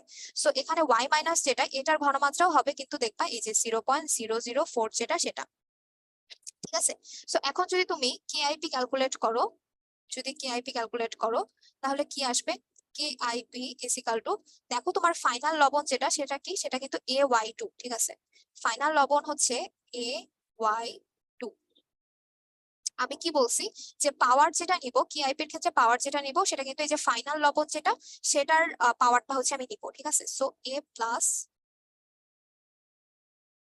আচ্ছা AY2 কে হচ্ছে যদি আমি ভাঙাই তাহলে কি হবে? A প্লাস আর হচ্ছে 2y মাইনাস, যদি এটা 2y মাইনাস হয় তাহলে হবে এটা A2 প্লাস, ঠিক আছে। A2 plus into Y minus যেটা তার হচ্ছে স্কোয়ার, ঠিক আছে। এই যে আমি হচ্ছে আগের লাইনটা দিয়ে এটাই বুঝাইছি যে দেখো পাওয়ার যেটা সেটা হচ্ছে ফাইনাল লবণের। সো এক্ষেত্রে দেখো ফাইনাল লবণ হচ্ছে আমার কোনটা, এই যে AY2। সো এটার যে সহগটা এটা হচ্ছে আমার পাওয়ার হিসেবে যাবে, ঠিক আছে। আচ্ছা এখন আসি, A2 প্লাস এর ঘনমাত্রা ছিল হচ্ছে কত, 0.06 ইন্টু আর ওয়াই মাইনাস যেটা সেটার ঘনমাত্রা কত ছিল, 0.004, এটার স্কোয়ার। আর আরেকটা কথা যেটা বলছি সেটা হচ্ছে এই যে ঘনমাত্রা যেটা সেটা হচ্ছে কোন লবণ থেকে আসতেছে। এই যে এখানে এই যে ফাইনাল লবণ যেটা এটার এর পার্টটাও কিন্তু দেখো আমি আগে যে লবণটা ছিল, এই যে দেখো আগে যে লবণটা ছিল A3B2, এখান থেকে আমি এর ঘনমাত্রাটা পাইছি। আর ওয়াই টু এর ক্ষেত্রে ওয়াই এর ঘনমাত্রা আমি কোত্থেকে পাইছি, যে আগে যে এক্স ওয়াই ছিল সেখান থেকে, ঠিক আছে। সো এই দুটো লাইনতে আমি বেসিক্যালি এটাই বুঝাইছি। আচ্ছা যদি এটা হয় তাহলে এখান থেকে দেখো কত আসে, এটার ভ্যালু আসে হচ্ছে 9.6 ইন্টু 10⁻⁻7, ঠিক আছে। বাট তোমার কেএসপি এর ভ্যালু কত দেওয়া আছে, কেএসপি এর ভ্যালু দেওয়া আছে হচ্ছে 4.8 ইন্টু 10⁻⁻7। এখন হচ্ছে আমাকে তোমরা বলো যে কেএসপি এর ভ্যালু বড় নাকি কেআইপি এর ভ্যালু বড়, একটু বলো তো। এই দুটা থেকে স্পষ্ট বোঝা যাচ্ছে যে হচ্ছে কেআইপি এর ভ্যালু হচ্ছে আমাদের বড়, ঠিক আছে। So KIP is greater than KSP. So definitely যদি এটার ভ্যালু বড় হয় তাহলে কি হবে বলো তো, অধক্ষেপ মানে পদক্ষেপণ পড়বে আর কি, ঠিক আছে। পদক্ষেপণ পড়বে, কার পড়বে, সেটা হচ্ছে AY2 এর অধক্ষেপ পড়বে, ঠিক আছে। আচ্ছা আরেকবার হচ্ছে আমি একটু রিক্যাপ করে দিই, সেটা হচ্ছে এখানে পাত্র 1 আর পাত্র 2 হচ্ছে আমি মিশাইছি এবং ফাইনাল একটা লবণ তৈরি হয়েছে সেটা হচ্ছে AY2। সো আমাকে দেখতে হবে যে AY2 এর অধক্ষেপ হচ্ছে পড়ে কিনা, ঠিক আছে। সো এটা বের করার জন্য আমাকে কি করতে হবে, প্রথমে AY2 কে ভাঙাই নিলাম, A2 প্লাস আর 2y মাইনাস। এখান থেকে আমি বুঝতেছি কেআইপি এর ফর্মুলা তো এটা, A2 প্লাস এর A2 plus into Y minus এটার যে সহগটা সেটা হচ্ছে পাওয়ারে চলে যাবে, ঠিক আছে। এই দুটার ঘনমাত্রার গুণফল। সো এক্ষেত্রে আমার যদি A2 প্লাস এর ভ্যালুটা জানতে হয়, এটা আমি কিভাবে জানবো, এই যে V1S1 is equal two V2S2 এই ফর্মুলা থেকে আমি হচ্ছে S2 ক্যালকুলেট করলাম। এখানে S2 যেটা সেটা হচ্ছে A3B2 এর ঘনমাত্রা, নট A এর ঘনমাত্রা, বাট আমার লাগবে হচ্ছে A এর ঘনমাত্রা। সো এর ঘনমাত্রা কিভাবে পাবো, এটার সাথে কোন রেশিওতে আছে বলতো, 1:3 অনুপাতে আছে। সো A3B2 যদি 0.02 হয় তাহলে A এর ঘনমাত্রা কত হবে বলতো, 3s, মানে আগেরটার 3 গুণ। সো 3 ইন্টু 0.02 হবে 0.06। এভাবে হচ্ছে আমি A এরটা পাইছি। তো Y এরটা কিভাবে পাবো, একদম সেম প্রসেস। সেম প্রসেসে হচ্ছে S3V3 is equal two S4V4, এখান থেকে S4 এর ভ্যালুটা হচ্ছে আমি বের করে ফেলবো। S4 এর ভ্যালু আসে হচ্ছে 0.04। তো এই লবণটাকে যদি আমি ভাঙায় লিখি তাহলে আসবে হচ্ছে এক্স প্লাস আর হচ্ছে ওয়াই মাইনাস। এখান থেকে আমি বুঝতেছি যে 1:1 রেশিওতে আছে, ঠিক আছে। সো এক্স ওয়াই এর ঘনমাত্রা যেটা সেটাই হবে হচ্ছে ওয়াই মাইনাস এর ঘনমাত্রা যেটা হচ্ছে 0.04। সো এখান থেকে এই ফর্মুলা মানে এই ভ্যালু গুলা হচ্ছে আমি কেআইপি তে বসাই দিব। দেন হচ্ছে আমি পাচ্ছি 9.6 ইন্টু 10⁻⁻7। এই ভ্যালুটা দেখা যাচ্ছে যে কেএসপি যে ভ্যালুটা সেটার চেয়ে হচ্ছে বড়, ঠিক আছে। সো যেহেতু বড় তাহলে ডেফিনেটলি হচ্ছে অধক্ষেপ পড়বে, ঠিক আছে। সো এটাই হচ্ছে আজকের ক্লাসের দুইটা বড় বড় ম্যাথ। সো আচ্ছা কি বলছো যে অধক্ষেপ আর অধক্ষেপণ কি একই জিনিস? হ্যাঁ কাইন্ড অফ একই জিনিস, ঠিক আছে। ওই যে তলানি যেটা পড়ে সেটাই তো অধক্ষেপ, ঠিক আছে। আর অধক্ষেপণ এটা হচ্ছে মানে বিক্রিয়ার ক্ষেত্রে আমরা বিক্রিয়াটাকে বলি হচ্ছে অধক্ষেপণ বিক্রিয়া, ঠিক আছে। আর অধক্ষেপণ বিক্রিয়ার মাধ্যমে আমরা যেটা পাই সেটাই হচ্ছে অধক্ষেপ, ঠিক আছে। আচ্ছা পুরা বাংলা খাটাই দিলাম একদম। আচ্ছা আরাফাত বলছো যে S1V1 is equal two S2V2, এটা কখন ইউজ করব? এটা হচ্ছে S1V1 is equal two S2V2 যখন তোমার দুইটা পাত্র তুমি মিশাচ্ছ, দুইটা পাত্র মিশানোর কারণে হচ্ছে যখন তোমার ঘনমাত্রাটা চেঞ্জ হয়ে যাচ্ছে তখন হচ্ছে তুমি এই ফর্মুলাটা ইউজ করবা, ঠিক আছে। আচ্ছা এখন হচ্ছে আমরা পরবর্তী স্লাইডে যাই। আচ্ছা সময়ায়ন প্রভাব। সমায়ন প্রভাবে হচ্ছে কি বলছে যে হচ্ছে দুই বা ততোধিক আয়নিক যৌগের মধ্যে একটি আয়ন যদি সাধারণ থেকে যায় তাহলে হচ্ছে ওই আয়নটাকে হচ্ছে আমরা সমায়ন বলে থাকি আর কি, ঠিক আছে। আচ্ছা, এটার এক্সাম্পল হচ্ছে কি হতে পারে, আমরা একটা এক্সাম্পল দিয়ে বোঝার চেষ্টা করি। সেটা হচ্ছে মনে করো AgCl, ঠিক আছে। AgCl এর চাপতার গুণফলের মান হচ্ছে 4 × 10⁻⁻10, ঠিক আছে। এখন এটার মধ্যে যদি তুমি 0.1 মোলার NaCl অ্যাড করো, ঠিক আছে, NaCl দ্রবণে অ্যাড করো, তাহলে হচ্ছে তোমার AgCl এর চাপতা কত, AgCl এর চাপতা কত, ঠিক আছে, এটা হচ্ছে তোমার বের করতে হবে। আচ্ছা, তোমাদের একটা জিনিস বলে রাখি, সেটা হচ্ছে টেম্পারেচার চেঞ্জ না হলে, টেম্পারেচার যদি ফিক্সড থাকে তাহলে চাপতার গুণফল যেটা সেটা হচ্ছে ফিক্সড থাকে, ঠিক আছে। চাপতার গুণফল সেটা হচ্ছে ফিক্সড থাকে, মানে এটা হচ্ছে একটা কনস্ট্যান্ট মান, ঠিক আছে। এটা হচ্ছে তুমি কিছু দ্রব্য বা দ্রাবক অ্যাড করে দিলেই যে হচ্ছে চাপতার গুণফলটা চেঞ্জ হয়ে যাবে এরকম না, শুধু টেম্পারেচার ভ্যারি করলেই হচ্ছে এই ভ্যালুটা চেঞ্জ হবে, ঠিক আছে। আচ্ছা, এখন AgCl কে যদি আমি ভাঙায় লিখি তাহলে হবে হচ্ছে Ag plus plus Cl minus, ঠিক আছে। এখন আবার যদি NaCl কে ভাঙাই, এটা তো পরিপূর্ণভাবে ভেঙে যাবে, সেটা হচ্ছে Na plus plus Cl minus, ঠিক আছে। আচ্ছা, এটা যদি পরিপূর্ণভাবে ভেঙে যায়, এটা হচ্ছে 0.1 মোলার, সো এটাও হবে 0.1 মোলার, এটাও হবে হচ্ছে 0.1 মোলার, ঠিক আছে। আর AgCl এর ক্ষেত্রে যদি দেখি তাহলে এটা হচ্ছে S, এটাও হবে হচ্ছে Ag প্লাস, সো এটাও হবে S। আচ্ছা, এখন Cl মাইনাস যেটা, এটার ভ্যালু বলো তো দেখি চ্যাট বক্সে কত হবে। Cl মাইনাস যেটা, এটার ভ্যালু কত হবে। একটা জিনিস খেয়াল করো, Cl মাইনাস কিন্তু তোমার NaCl থেকেও আসতেছে, ঠিক আছে। সো এখন বলো তো এই Cl মাইনাস এর ভ্যালু কি S হবে নাকি কি হবে বলো তো দেখি।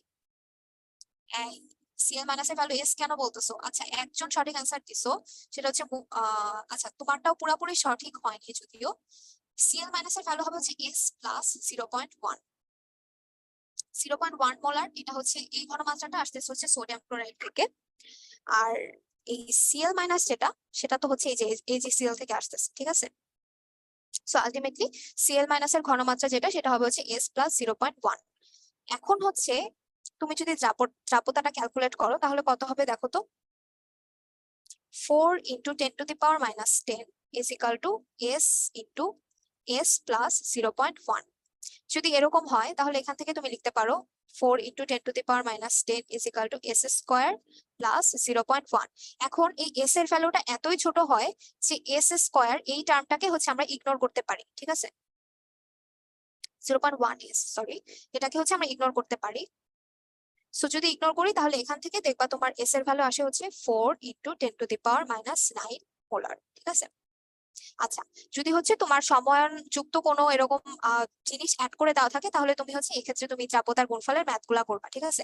Cl মাইনাস এর পোর্শনটা আসতেছে হচ্ছে NaCl থেকে, সো এইটুকু হচ্ছে জাস্ট S এর সাথে তুমি আর অ্যাড করে দেওয়া লাগবে, ঠিক আছে। আচ্ছা, যদি হচ্ছে তুমি S স্কোয়ার টার্মটাকে ইগনোর, মানে তোমার যদি মনে করো বুঝতে কষ্ট হইতেছে যে S স্কোয়ারকে আমি কেন ইগনোর করতেছি, S এর ভ্যালু হচ্ছে খুব ছোট হয় এই কারণে ইগনোর করতেছি।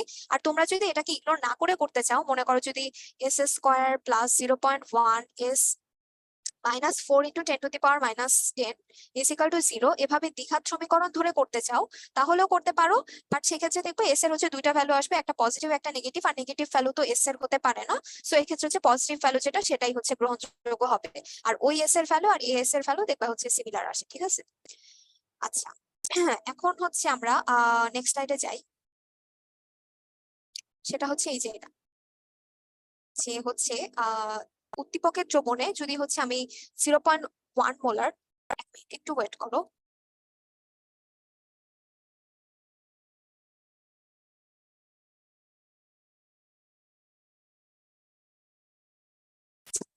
এখন হচ্ছে আসি কি বলতেছিলাম সেটা হচ্ছে, আচ্ছা এটা হচ্ছে উদ্দীপকের দ্রবণে যদি 0.1 মোলার HCl যোগ করা হয় তাহলে দ্রাব্যতার গুণফলের কোনো পরিবর্তন হবে কিনা এটা হচ্ছে আমার জানতে চাইছে, ঠিক আছে।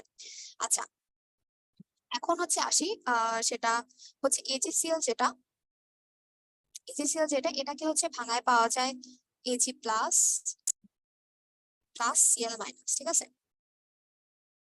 আচ্ছা, এখানে হচ্ছে তোমাকে একটা জিনিস লক্ষ্য করা নেসেসারি, সেটা হচ্ছে চাপতার গুণফলে কিন্তু কোনো পরিবর্তন আসবে না, ঠিক আছে? গুণফল আসবে মানে পরিবর্তন আসবে হচ্ছে আমার চাপতাতে, ঠিক আছে? চাপতা কমবে বা বাড়বে এরকম কিছু একটা হবে, ঠিক আছে? চাপতার গুণফল হচ্ছে এটা একটা কনস্ট্যান্ট ভ্যালু, শুধু টেম্পারেচার চেঞ্জ না করলে এটার কোনো চেঞ্জ হয় না, বাট চাপতা যেটা সেটার হচ্ছে চেঞ্জ হয়, ঠিক আছে? আচ্ছা, এখন হচ্ছে আসি, সেটা হচ্ছে এই যে দেখো এই ম্যাথটা কিন্তু হুবহু আগের মতো, ঠিক আছে? ওভাবে করে তুমি হচ্ছে এস এর ভ্যালু হচ্ছে বের করে ফেলবা। আচ্ছা আসি, এজি প্লাস আর সিএল মাইনাস, এটা হবে হচ্ছে এস, এটা হবে হচ্ছে এস, এটা হবে হচ্ছে এস, ঠিক আছে? আচ্ছা, এখন কেএসপি অফ এজিসিএল যেটা, সেটা হবে হচ্ছে এস স্কোয়ার। এখান থেকে দেখো তো 1.7 into 10⁻⁻10 is equal to S square. এখান থেকে দেখো তো এস এর ভ্যালু কত আসে, এখান থেকে এস এর ভ্যালু কত আসে একটু আমাকে চ্যাট বক্সে বলো তো। √of 1.7 into 10⁻⁻10। আমি মাত্র যে কথাটা বলছি এটাই হচ্ছে আমি এখন ভেরিফাই করবো আর কি, ঠিক আছে? যে চাপতার গুণফলের চেঞ্জ হয় না, বাট চাপতার যে চেঞ্জ হয়, ঠিক আছে? আচ্ছা, এটার ভ্যালু আসে হচ্ছে 1.330 1.304 ইন্টু 10⁻⁻ কত আছে, 2 3 4 5 10⁻⁻5। আচ্ছা, এটা হচ্ছে ওর চাপতার ভ্যালু আসে, ঠিক আছে? কখন, যখন হচ্ছে আমি এইচসিএল যোগ করি নাই, ঠিক আছে? এখন যদি আমি এইচসিএল যোগ করি, ওই অবস্থায় ওর হচ্ছে চাপতা আমি কিভাবে ক্যালকুলেট করব? গুণফলের মান এটাই থাকবে, 1.7 ইন্টু 10⁻⁻10ই থাকবে। এখানে হবে হচ্ছে এস, বাট সিএল মাইনাস যেটা, এই যে সিএল মাইনাস এই পোর্শনটা তো কমন, ঠিক আছে? সো এটা হবে হচ্ছে এস প্লাস 0.1, ঠিক আছে? S plus 0.1। এখান থেকে কি আসলো, 1.7 into 10⁻⁻10 is equal to s square plus 0.1 s, ঠিক আছে? এখন s এর ভ্যালুটা খুবই ক্ষুদ্র, সো এটাকে হচ্ছে আমি ইগনোর করতেছি।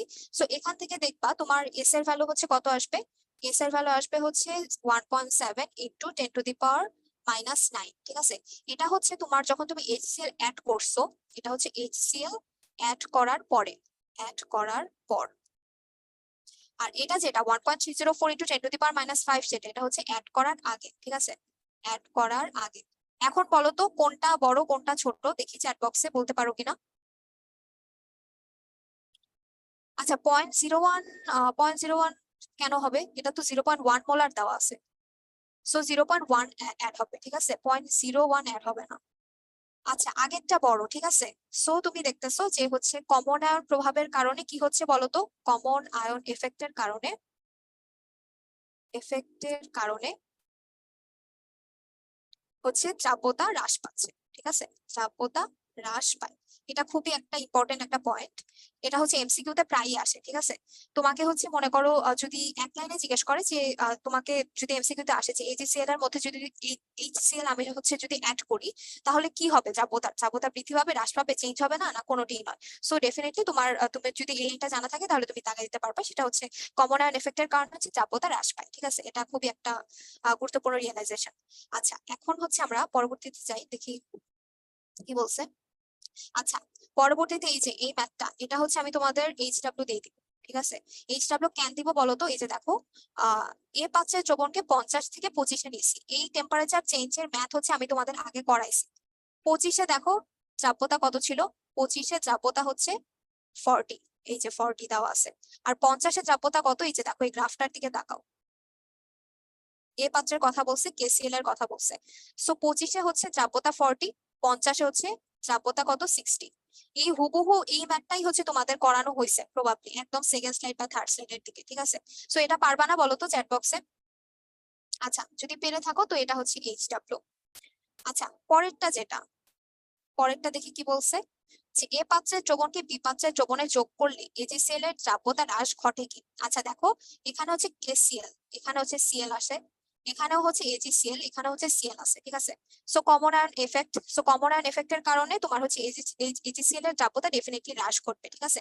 সো এটা হচ্ছে ওভাবে ব্যাখ্যা করে দিবা, এটাও হচ্ছে এইচডব্লিউ। আচ্ছা, এখন হচ্ছে পরবর্তীতে যাই, পরবর্তীতে কি চাইছে। আচ্ছা, উদ্দীপকে এ দ্রবণে OH মাইনাসের ঘনমাত্রা গ্রাম পার লিটার এককে হিসাব করো। আচ্ছা, এখানে OH মাইনাসের ঘনমাত্রা পাত্র এ তে 60 ml 0.03 মোলার। আচ্ছা বলো তো এটা পারবা না, যদি গ্রাম পার লিটার একক হিসাব করতে বলে 0.03, এটা হচ্ছে কিসে আছে? এটা হচ্ছে মোল পার লিটারে আছে, মোল পার লিটারে। মোল পার লিটার থেকে গ্রাম পার লিটার কেমনে বানায়? n is equal to W/m। এটাকে যদি তুমি আণবিক ভর দিয়ে গুণ করে দাও তাহলেই তো গ্রাম পার লিটারে বের হয়ে যাবে, ঠিক আছে? পারবা? আচ্ছা, ম্যাক্সিমাম বলতেছে পারবা, তাহলে ক করবা। আর ঘ নাম্বারে কি করবা বলো তো? কেআইপি বের করবা, কেআইপি বের করবা। কেআইপি বের করে এই যে এই কেএসপি যেটা, এটার সাথে হচ্ছে তুমি তুলনা করবা, ঠিক আছে? কেআইপি টা কিভাবে বের করবা? ওই যে দেখো তোমাকে কিন্তু দুইটা ম্যাথ করানো হয়েছে, দুই পাত্রের দ্রবণ মিশানোর পর কেআইপি কিভাবে বের করতে হয়। এই যে দেখো, এই যে দেখো, এই যে এভাবে যে করা হয়েছে, একদম হুবহু সেম প্রসেসে হচ্ছে এই ম্যাথটা করবা, লাস্টের ম্যাথটা, ঠিক আছে?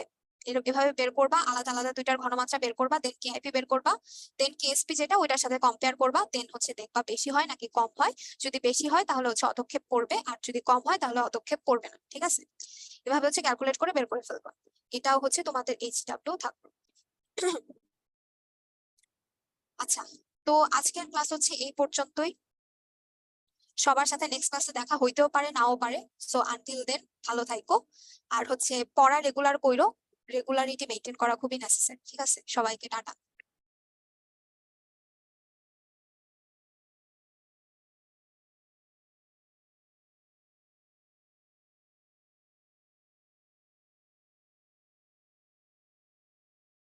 আপু আমরা কি শেষ করে দিব?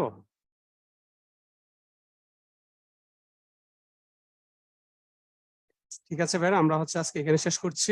তোমাদেরকে একটা ইভ্যালুয়েশন ফর্ম দেওয়া হয়েছে, তোমরা এটাতে একটু পার্টিসিপেট করে নাও। আর এখন যদি তোমাদের ম্যানেজমেন্ট রিলেটেড কোনো কোশ্চেন থাকে তোমরা হচ্ছে চ্যাট বক্সে লিখতে পারো। তোমাদের কোনো ইনফরমেশন জানা থাকলে তোমরা হচ্ছে চ্যাট বক্সে লিখতে পারো, এখন যত কোশ্চেন আছে তোমরা করতে পারো।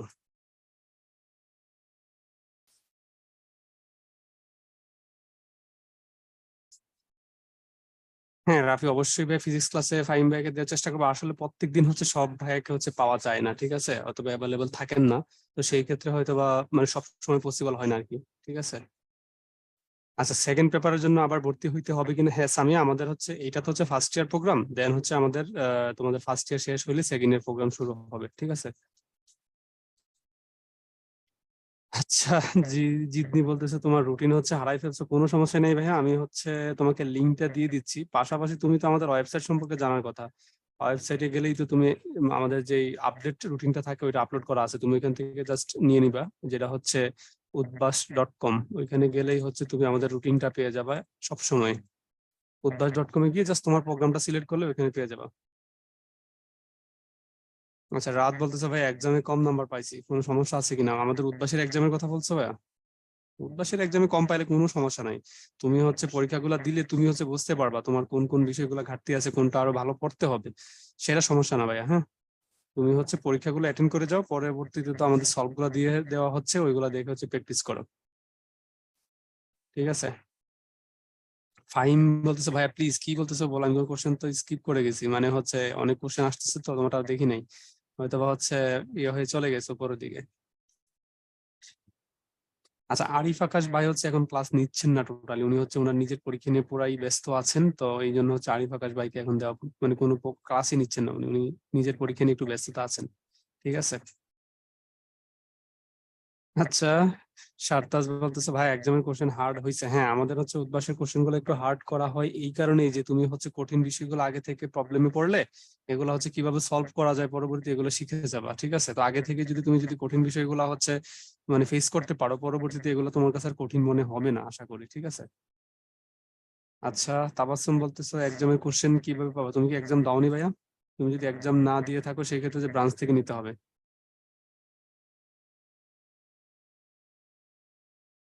ওকে ফাইন, ঠিক আছে, আমরা ট্রাই করব। হ্যাঁ, সামির ভাইকে হয়তো বা নেক্সট ক্লাসে নিবেন। সামির ভাই হচ্ছে এই সপ্তাহে একটু ব্যস্ত আছেন, হ্যাঁ। উনি হচ্ছে চট্টগ্রামে আছেন, তো সেই জন্য হচ্ছে উনি ক্লাসটা নিতে পারেননি। আচ্ছা, রমজানে হচ্ছে তোমাদের ক্লাস টাইম তো অবশ্যই অবশ্যই সন্ধ্যায় থাকবে না, মানে তোমাদের সন্ধ্যার আগে ক্লাস হয়ে যাবে, সেটা হচ্ছে টাইম তোমাদের হয়তো বা দুপুরে হইতে পারে অথবা হচ্ছে সকালে হইতে পারে, তো এখনো টাইম নির্ধারণ হয়নি, তো তোমাদেরকে অবশ্যই আমরা রমজানের আগে জানিয়ে দেবো, ঠিক আছে? আচ্ছা, একজন বলতেছে উদ্ভাস থেকে মেডিকেলে কতজন চান্স পাইছে সেটা এখনো ক্লিয়ার হওয়া যায়নি কতজন, বাট টপের দিকে যেগুলো আছে সবগুলাই ম্যাক্সিমাম 90% প্লাস হচ্ছে উদ্ভাসের। ঠিক আছে, আমাদের 19 থেকে।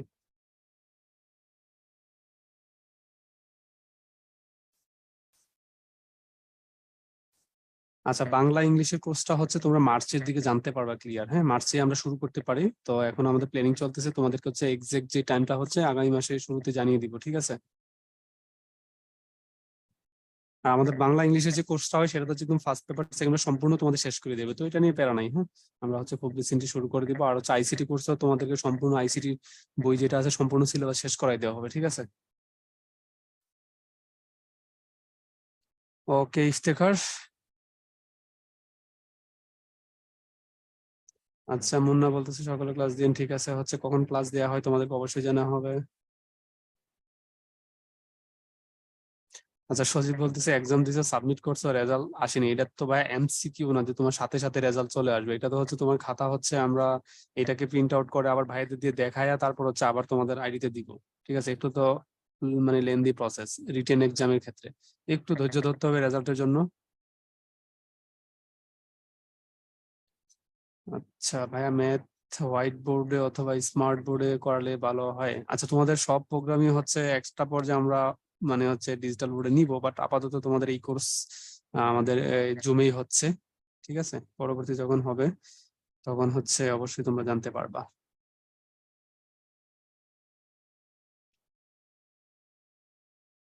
আচ্ছা আচ্ছা, যিনি বলতেছে এখন একটু মার্চ মাস, আমি মার্চ মাস বলে ফেলছি, সেটা হচ্ছে নেক্সট মান্থ হবে, এপ্রিল হবে। ওকে ওকে। হ্যাঁ, এটা আমার ইয়েতে বলেছে, মানে নেক্সট মান্থে হবে, তোমাদের জানানো হবে। আচ্ছা, ফাইন বলতেছে মেরিট লিস্টটা কিভাবে হবে? মেরিট লিস্টটা হচ্ছে তোমরা যারা অনলাইনে ভর্তি আছো তাদের সবাইকে নিয়ে মেরিট লিস্টটা হবে। যারা হচ্ছে অনলাইনে ভর্তি আছো দুইটা মেরিট লিস্ট হয়, একটা হচ্ছে আমাদের সেন্ট্রাল যেটা হচ্ছে ফিজিক্যাল যারা করে, আর তোমাদেরটা যেটা হবে যারা অনলাইনে যারা আছো সবাই। এই ক্যামেরা ওপেন করা যাবে না ভাইয়া।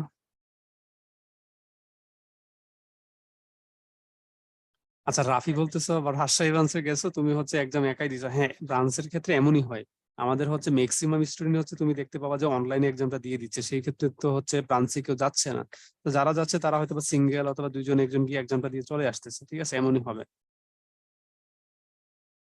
আচ্ছা, একজন বলতেছে দীপ্র ভাইকে কেমিস্ট্রি ক্লাস দেওয়ার জন্য। দীপ্র ভাই মেবি এখন একটু বিজি আছে, হয়তো বা ক্লাস নিতে পারবেন না, ঠিক আছে? আচ্ছা, ফাইরুজ বলতেছে সিটিজিতে অফলাইন বেচ আছে কিনা। না ভাই, আমাদের অফলাইন বেচ হচ্ছে একাডেমিকের ক্ষেত্রে শুধু হচ্ছে ঢাকায় আছে। হ্যাঁ, আর অন্যান্য যেই প্রোগ্রাম যেমন এডমিশনের ক্ষেত্রে শুধু হচ্ছে আমাদের সারা দেশে ফিজিক্যাল হয়, বাট একাডেমিকের ক্ষেত্রে ঢাকার বাইরে ফিজিক্যাল হয় না।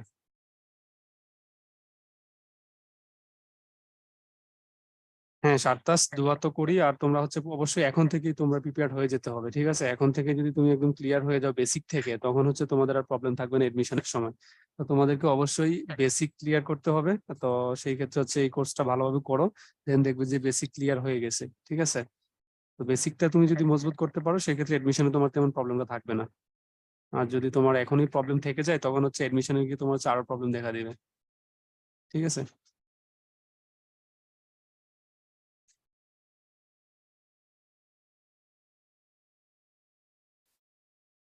ভাইয়া, রেজাল্ট কি অফলাইনের সাথে অনলাইন বেস কাউন্ট করে না? না, অনলাইন আলাদা, অফলাইন দুইটা রেজাল্ট আলাদা, দুইটার বেশি মানে মেরিটটা আলাদা করা হয়। হ্যাঁ, ওয়ালাইকুম সালাম ভাইয়া, তোমরা চাইলে লিভ নিতে পারো যারা যাদের কোনো কোশ্চেন নাই।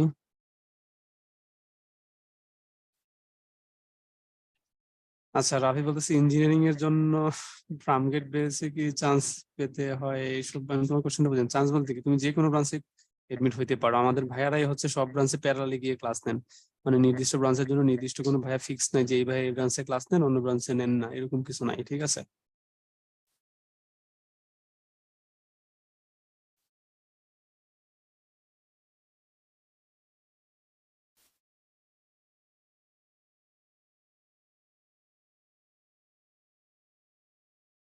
আচ্ছা, ফাইম বলতেছো যেটা, ফাইম যেটা বলতেছে এটা হচ্ছে আমাদের যতজন স্টুডেন্ট আছে আমাদের হচ্ছে তিনটা বেচে ভাগ করা আছে। হ্যাঁ, তুমি এক বেচে আছো, যেমন সন্ধ্যা 6:30টায় আমাদের তিনটায় আছে একটা বেচ, তারপর হচ্ছে ইংলিশ ভার্সনে আলাদা বেচ আছে, ঠিক আছে?